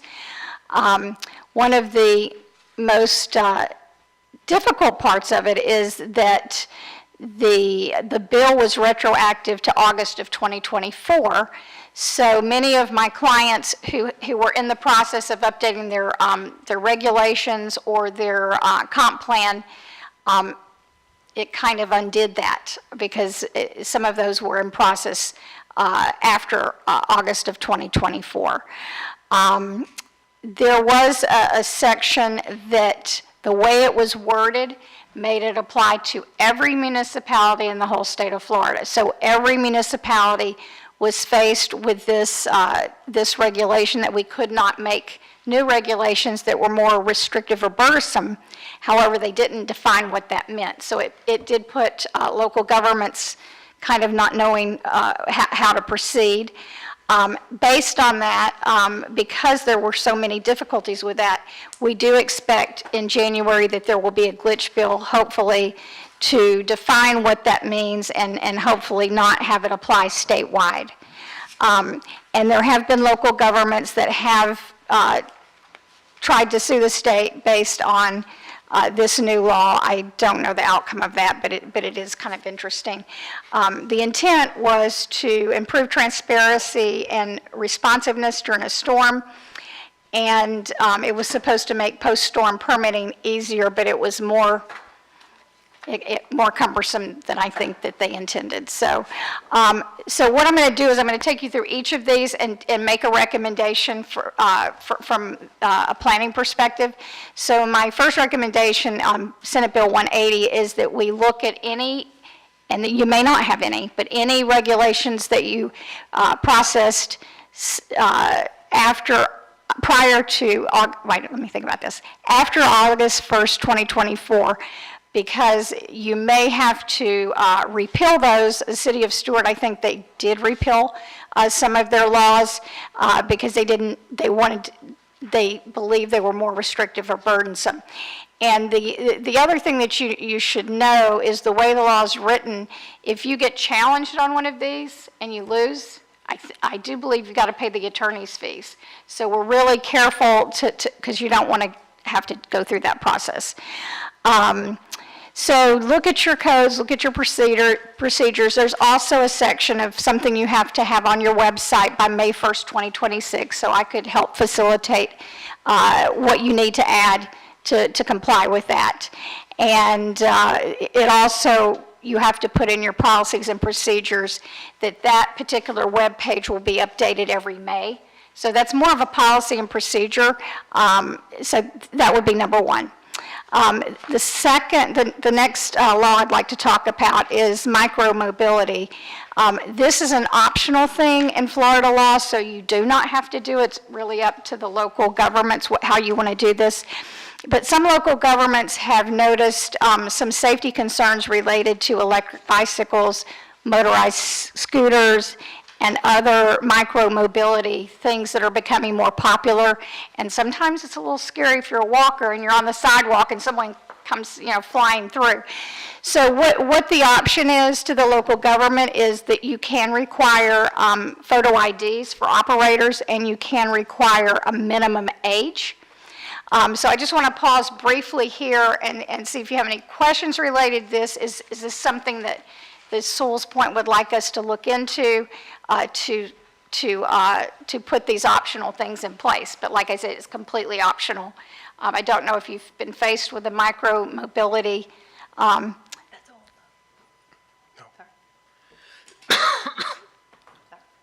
Anyway, is there any desire to look into this one, or do we just pass? It's optional. I would ask, I don't know if Chief Tina has any input. I have my opinions on e-bikes, and this seems like a good idea, but I don't know how often we're seeing them. I see them occasionally, but I feel like she would have a better. I talked a little bit about this today. I think that if you want to consider some regulation, do I think helmets are a great idea? Absolutely. To be honest, I'm not sure what your citizenry here is really interested in. They are very popular. It might be something that you might want to consider workshopping and get some citizen input, see what your citizens want. I do agree, though, that, these things going down a sidewalk, I was going down Green River Parkway one day, and there's a kid on an e-bike going faster than me on the sidewalk. I'm driving down the road doing the speed limit. So, there's some real concerns there. For some of them, Plan B, that also then forces the kid out into traffic and ride it like a regular bicycle on North Sewell's Point Road. So it's not simple. I think it's something that really requires a little bit of thought. Till we saw this agenda, it was kind of the, first time it's kind of getting kicked around. I think it's something everybody's going to probably want to chew on a little bit and get some feedback from your constituents. Okay, Frank? Well, I was just going to ask, do we have a problem, the chief? But that's, you already answered it. You already answered. Several serious incidents in the county. It's not a problem until someone gets hit, and then, one is a serious problem if someone gets killed. No, but have we had a problem here in town? We haven't personally had any of those crashes. Thank you. Okay. Any other questions? And I am going to have a summary slide, so we'll go back to this, so you don't really, we'll wait till the end to really talk it through. So my recommendation is to discuss and evaluate it. The positive is it improves safety, because you could require headlights and helmets, which is a good idea. You could, if you had something in place, it could reduce some of the sidewalk clutter and ADA violations, penalties for blocking sidewalks, et cetera. Disadvantage is it does become, an enforcement issue, because the police would have to look at, are people wearing helmets? Are they going too fast? And then, of course, they'd have to issue citations. So I would want to collaborate with Chief Tina to make sure it's not something that is just going to become a burden for her to regulate. And we're ready for the next slide.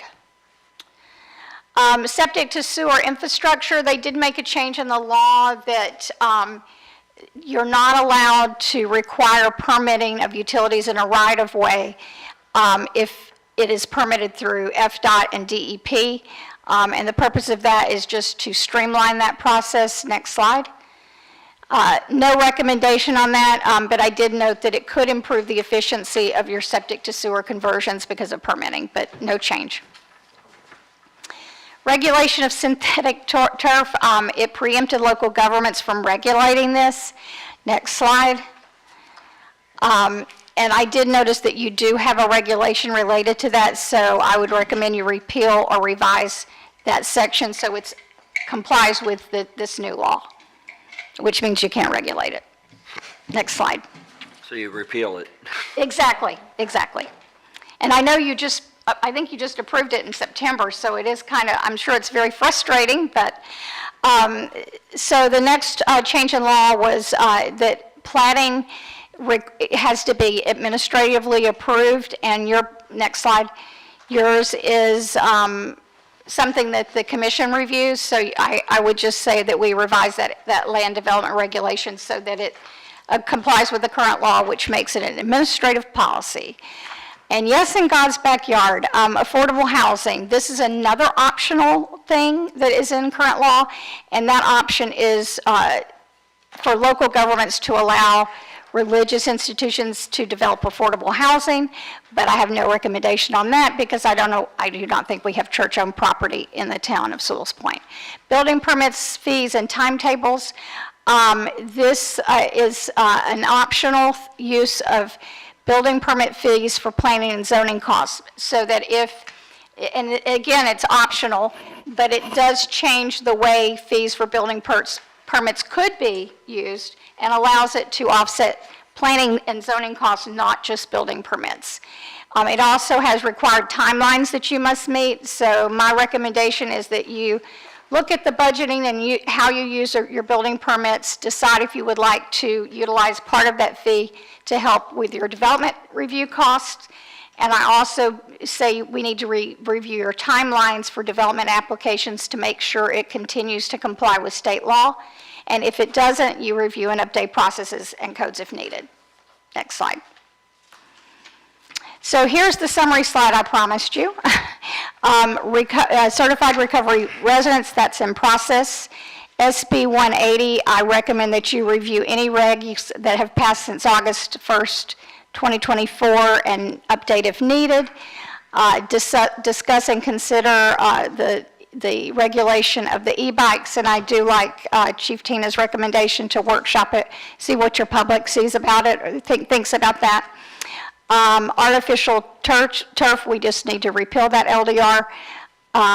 Platting, we need to update so it's administratively approved. And last but not least, building permit fees, I would just discuss review the timetable and discuss the option of allocating some of the building permit fee towards planning and zoning timetable.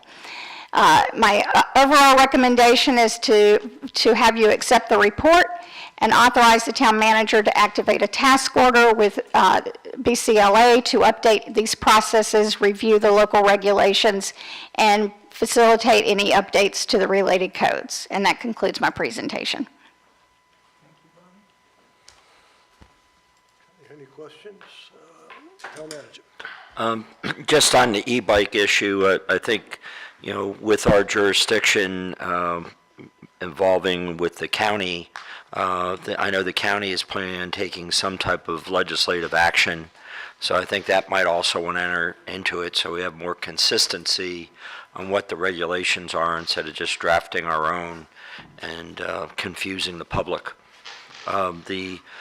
Obviously rescinding the synthetic turf, I mean, it's obviously something we have to do. And the platting part of it, I think, we don't really have development in that sense of having, plats, we're pretty much all developed out. So what do they want us to review, or we just have the commission review it every year? So the way it's written currently, your plats have to go before the commission. You no longer can do that. You have to approve them administratively, meaning that either the building official, typically the building official would review the plat information, say, yep, that checks it, and then they go and they file their plat. They don't have to get your permission anymore, and that's a state law change. Okay. So most of my clients are updating that section to comply with that change. That's all I had. Oh, and I did want to say, town manager made a very good point, because in reviewing these, the danger of changing your micro-mobility regulations is you don't want to confuse people. Oh, I'm in the city, or am I in the town, or am I in the county? It does make more sense to look at it holistically and see what Martin County's doing, so that the public isn't confused about speed limits and requirements and all that other stuff. So I do agree with him on that. Okay, Mr. Titigus. Yeah, there were 8 items that were presented by Mrs. Landry, and in our town charter, we do have a provision for the establishment of a town planning board. and under Article 2, Section 1, Paragraph 37, to provide by ordinance for the adoption of a town plan, creation of a town planning board, and the appointment of members thereof. And I'm recommending that, we do establish a town planning board, and have them examine all 8 items and come back with recommendations that should be made in the town plan. Currently, the town plan also allows for commercial development within 3 miles of the A1A corridor, 2 parcels in North Sewell's Point and 1 parcel in South Sewell's Point. And this particularly triggered me when, I view recovery centers as a business. I agree with Dr. Farrow wholeheartedly, and I would hate like somebody to come back with the town plan and say, hey, by the way, we could ought to be able to do something. Also, the town plan under policy CON 1.1.4 states the town shall promote and facilitate alternative modes of transportation to gasoline-powered vehicles, which basically addresses this mobility issue. And then Goal ROS 1 states that the town shall, to the extent possible, provide an exemplary system of special use facility and neighborhood parks, which I think was part of the reason why we originally purchased 7 Heritage. And I had a conversation with Joan Barrow recently about 7 Heritage, and she said she's going to do a little bit of research on it. But so with that, I think we ought to try and get the citizens involved in reviewing this, reviewing the town plan, and bringing it up to speed. So with that, I would make a motion that we establish a town planning board. Question, I guess. Let me see. I got to pass this. Okay, I second that motion, but I have a question on it. And my question is how and who's going to build that planning board? Who's going to what? Build that planning board. Who's going to create that planning board? Well, I would suggest that each one of the commissioners appoint somebody to it. Okay. So, Oh, okay, I'm gonna, yeah, we pass it. do I give it back after the second is made? How does that work? You don't have to pass the gavel for a second. Okay, Okay. that's good. That answers that. There you go. I'm discussing, it's a little bit separate than what we're asked to do at the moment. All of a sudden, we're establishing a planning board. I really haven't even thought about it, and I don't really have a background on what exactly, I know we talked about it in the past, and I had always associated a town planning board with like the LPA at the county level, where they're actually thinking about zoning and seeing developments that come in, and I know that we don't tend to have a lot of that. You're looking at all these and saying a planning board, but some of these are not about land. I mean, the mobility isn't, so you're using planning in a very generic way. If you're going to say they look at all this stuff, it's almost like a mini commission that I feel like you're describing. And I'm not sure I'm on board with that. So I'm not going to vote yes now because I don't know enough. And I'm not, again, it needs like a clear mission. And I'm not sure, it seems a duplication of duties also. We're so in a time crunch with all our projects. It just seems like, are we, something we could add after June or something once we've really thoroughly looked into it. I'm not comfortable with that right now. So. Commissioner Fendo. Yeah, I was just going to say, I'm not opposed to the idea, but I think it needs more vetting and fleshing so that it's more crystallized. This is just coming up now, and I think today I'm a no, but I may not be a no in the future after this is given more thought and more legs and more detail. Commissioner Kurzman. Yeah, I've said it in the past, every place I've ever lived where there's a planning board, it had to do more with land approval, building, and it had nothing to do with what we're talking about here. It was totally irrelevant, and I've looked at surrounding towns, the planning boards all have to deal with developing. This is not developing in the homes and stuff. I can appreciate what you're saying, if we wanted to make a group of people like what we had one time, and I think you're involved with it, Frank, when you went over the charter, I think that's wonderful to have a bunch of volunteers do that, bring suggestions in. That's a good thing, but to have an attorney come in, because you can have an attorney present, because it's now a board, and I don't see the sense. We're built out. We don't need a planning board anymore. It's just to see somebody go over 1 or 2 homes a year that we're building. Maybe 5 homes in a severity, but. Mr. Titigus. Well, under the issue of plating, okay, it says it must be administratively approved. And basically, you know, I'm saying let's set up the mechanism and have the mechanism. The way our charter reads, this planning board can address whatever this commission asks them to address. And if you go back to 177.071 under plating, it says the governing body of the county or municipality shall designate by ordinance or resolution an administrative authority to receive, review, and process plat. We have several large tracts here in town. If somebody decided that they wanted to develop those tracts, they would today come before this commission, and the commission would opine as to how, you know, or negotiate how it would take place.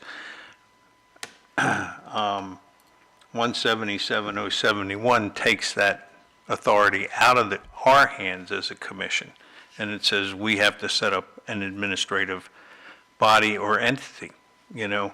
Now, do you turn it over to the building official? Do you turn it over to Bob? Or do you turn it over to a town planning board?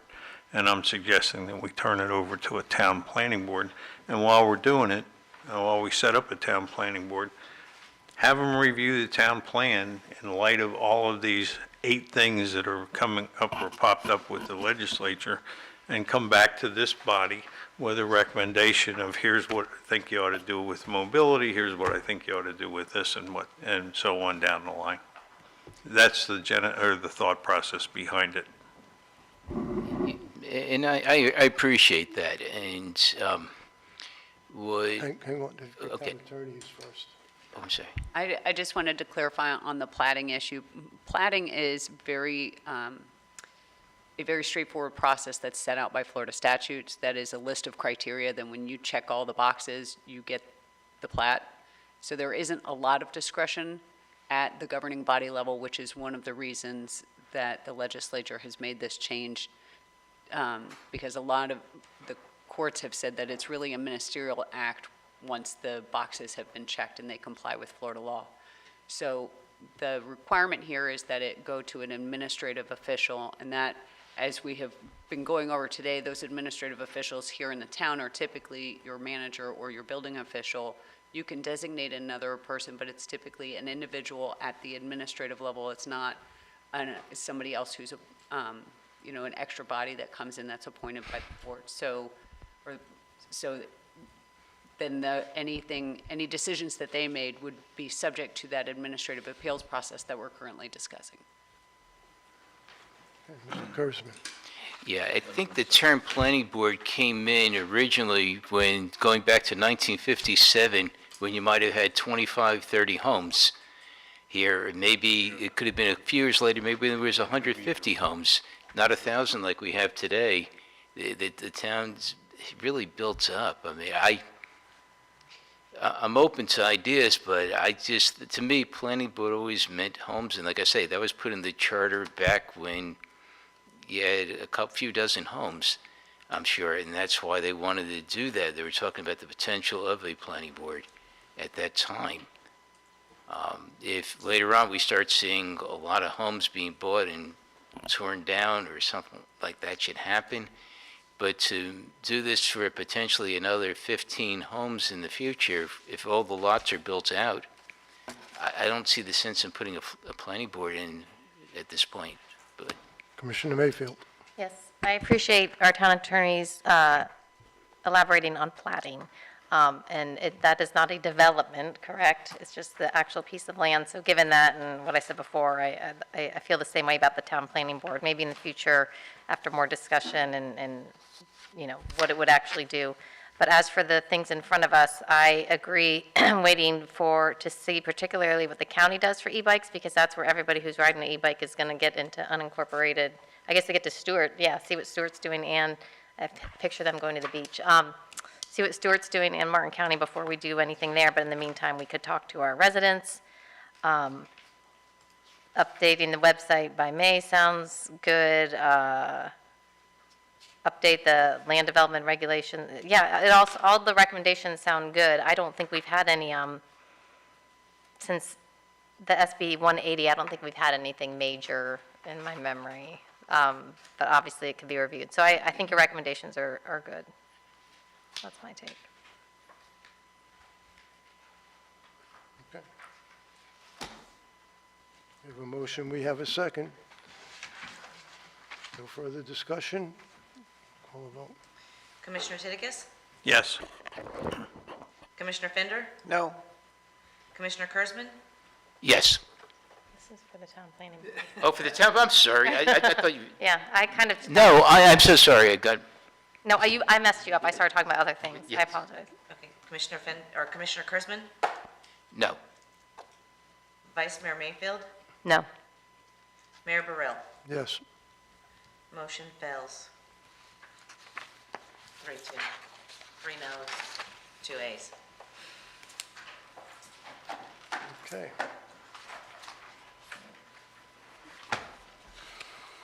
All right, that being said right now, let's do commissioner staff closing comments if we're not commented out.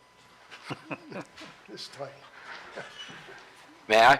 Yes. I appreciate the recognition for the staff for their hard work with the event we just had. But I also, I look at the big picture too, and it's just not this event, but it's every single citizen event that we have. And I endorse those wholly because I think it gives an opportunity for resident A to talk to resident B and have that interaction. Plus, we're also providing a venue for the children of our community. And I, in the, 3.5, almost 4 years coming up, that I've been here, I've noticed there are more children. There's more children in the park, more families, and it's nice to see the generations. But getting back to the staff, I really appreciate that recognition. And what I would like to do, because, we're prohibited from giving bonuses and, gift certificates and everything else, but, since they gave up a Sunday to be here, and granted, they are compensated, our regular hourly, personnel are paid, but just something special to show that we appreciate them. And I kind of was talking this over with another staff member, and I was looking at maybe giving them a day off, like December 31st, which is New Year's Eve. They don't have it off, they have New Year's Day off, but I wouldn't do that unless I had the commission's blessing to do that. And if we needed to keep town hall open, I'll be more than happy to be here that day to keep town hall open. But do you all have a problem if I, say that this was something we want to do from the commission and the manager to give them that day off? I do not have a problem with it. Do we have to, I don't. okay, we'll just discuss it. Yeah, Frank? discuss. We do events, 4th of July, we do events Easter, and, I understand the time rather than a day off, because you're going to end up, are you going to do the same thing at 4th of July? No, this is for the whole year, taking into account, that was my thought process. Well, that wasn't articulated. I would rather see you just give each individual some comp time for the amount of time they were here, so that, if they had something personal they wanted to attend to or take a half a day off or something like that, they could, versus a single day. Can I say something here, which I don't normally do? It's your meeting. I just don't like to, but, the amount of hours that they put in is equal to a day off. Honestly, they're here from morning till way after the party's over.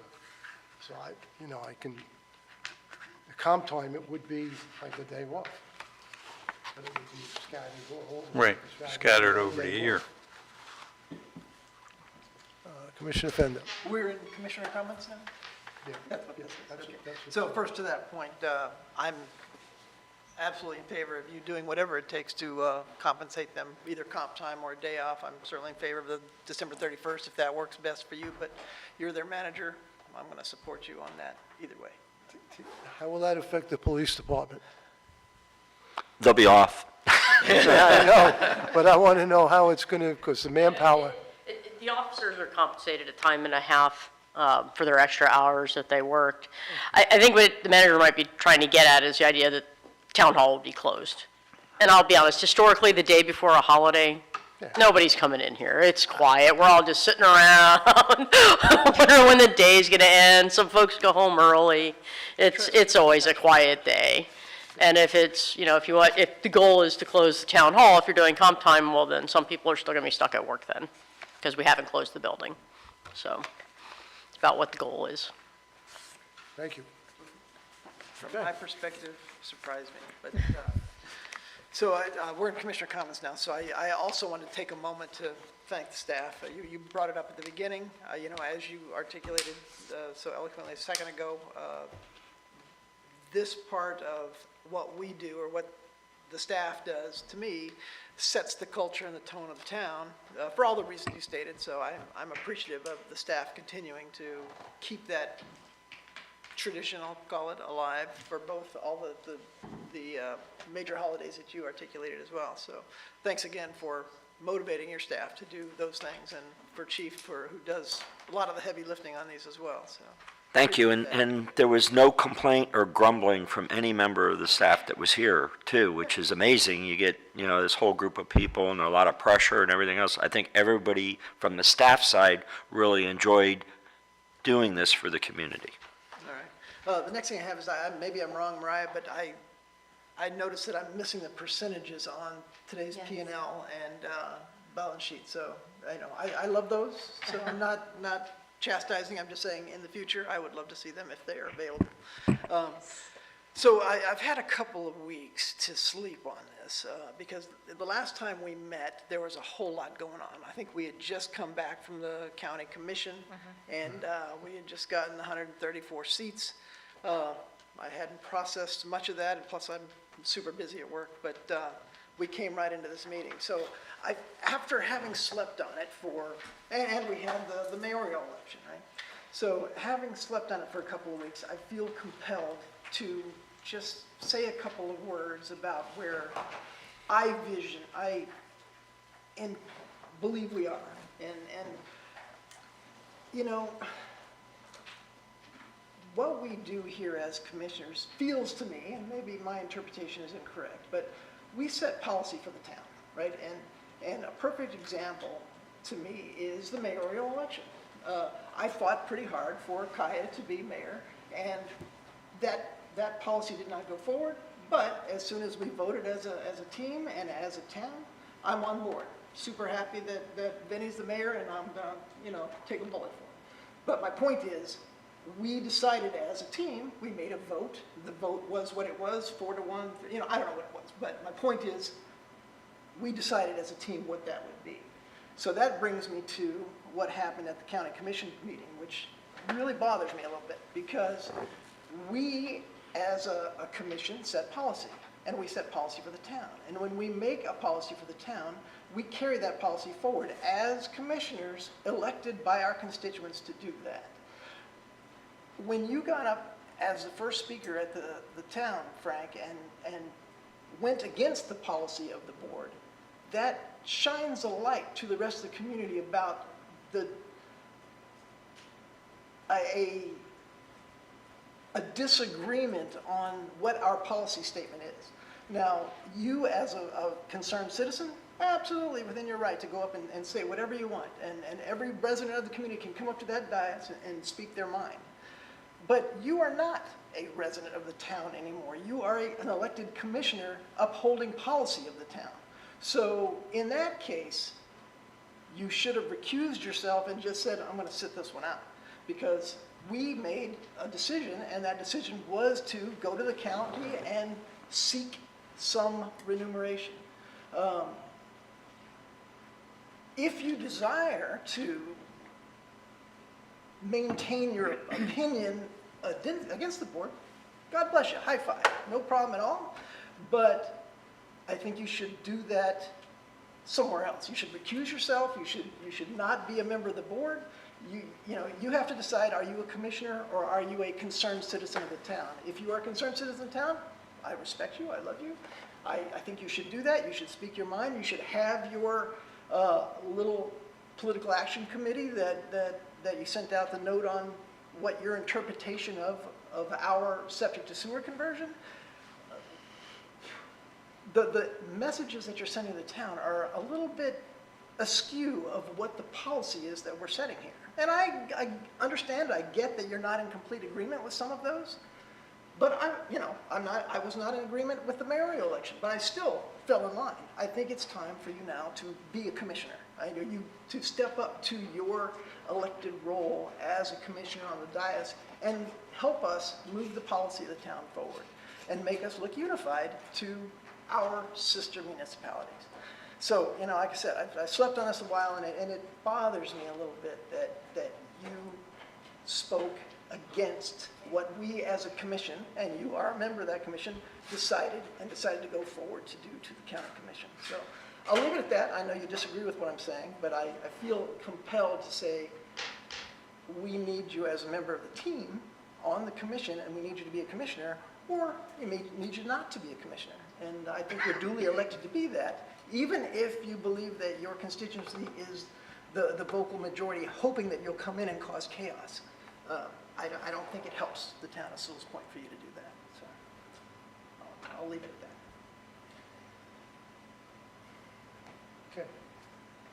That being said, any other comments?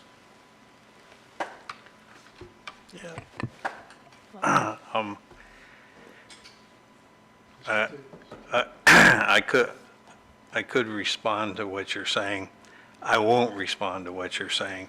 I'm just going to say that, to quote jolly old Saint Nick, as I heard him exclaim as he rode out of sight, Merry Christmas to all, and to all a good night. Merry Christmas. Okay. Now, I that have- being said, I have one yep, comment. next. I did want to say thank you for the Christmas party, even though I was unable to attend. I think it is a wonderful event. So thank you.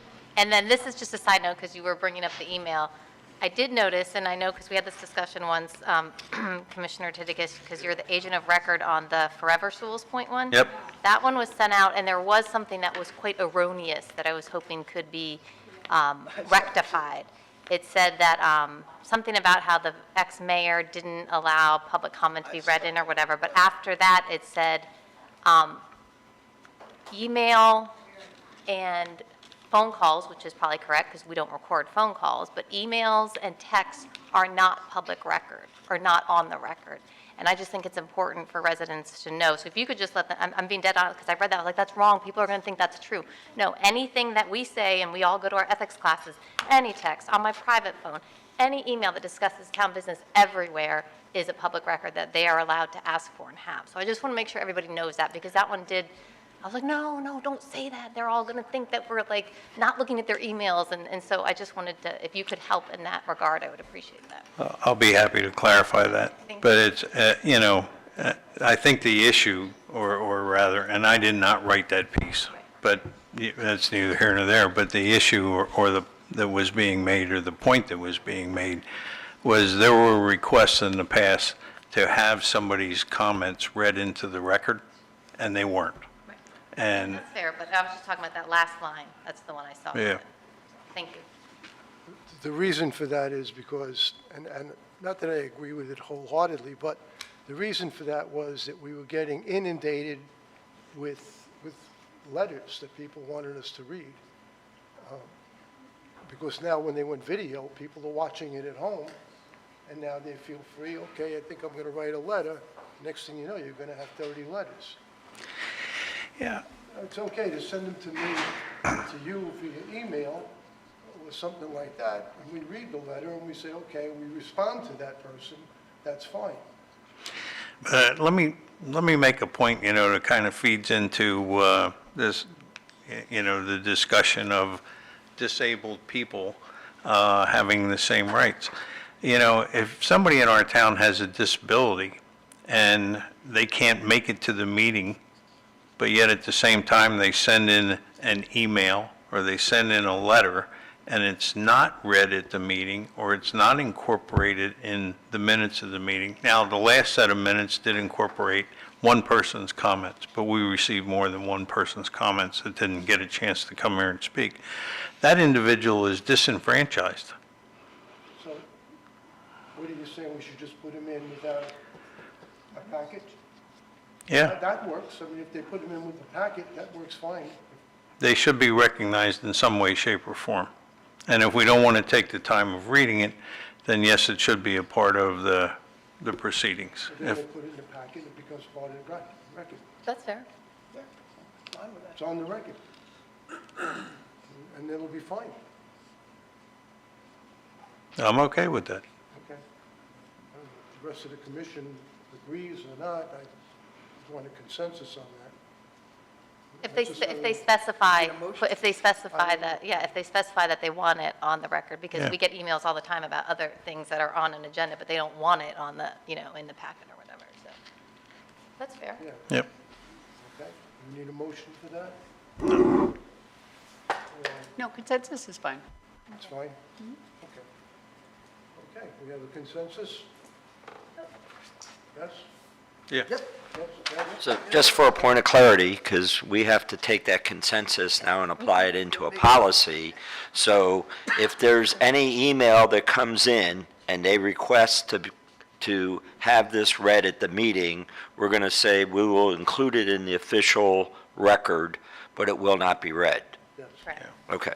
Yeah, I mean, We don't Bob, want to sit here and, Did you have a? I did, so will it be included in the packet that goes out prior to the meeting, or will it be included in the minutes? In the minutes. The minutes. in the minutes will be fine. yeah, I mean, there are people that write in and say, I can't make it to the meeting, I would appreciate it if, you would make this position known. And in those cases, I've sent them out to the commissioners, because then you know it, and if you want to comment on it at the meeting, that's your option that you want. Okay. Do we have a motion to adjourn? I'll make a motion to adjourn. We have a motion, we have a I second? actually want to stay here for a little. Your chest.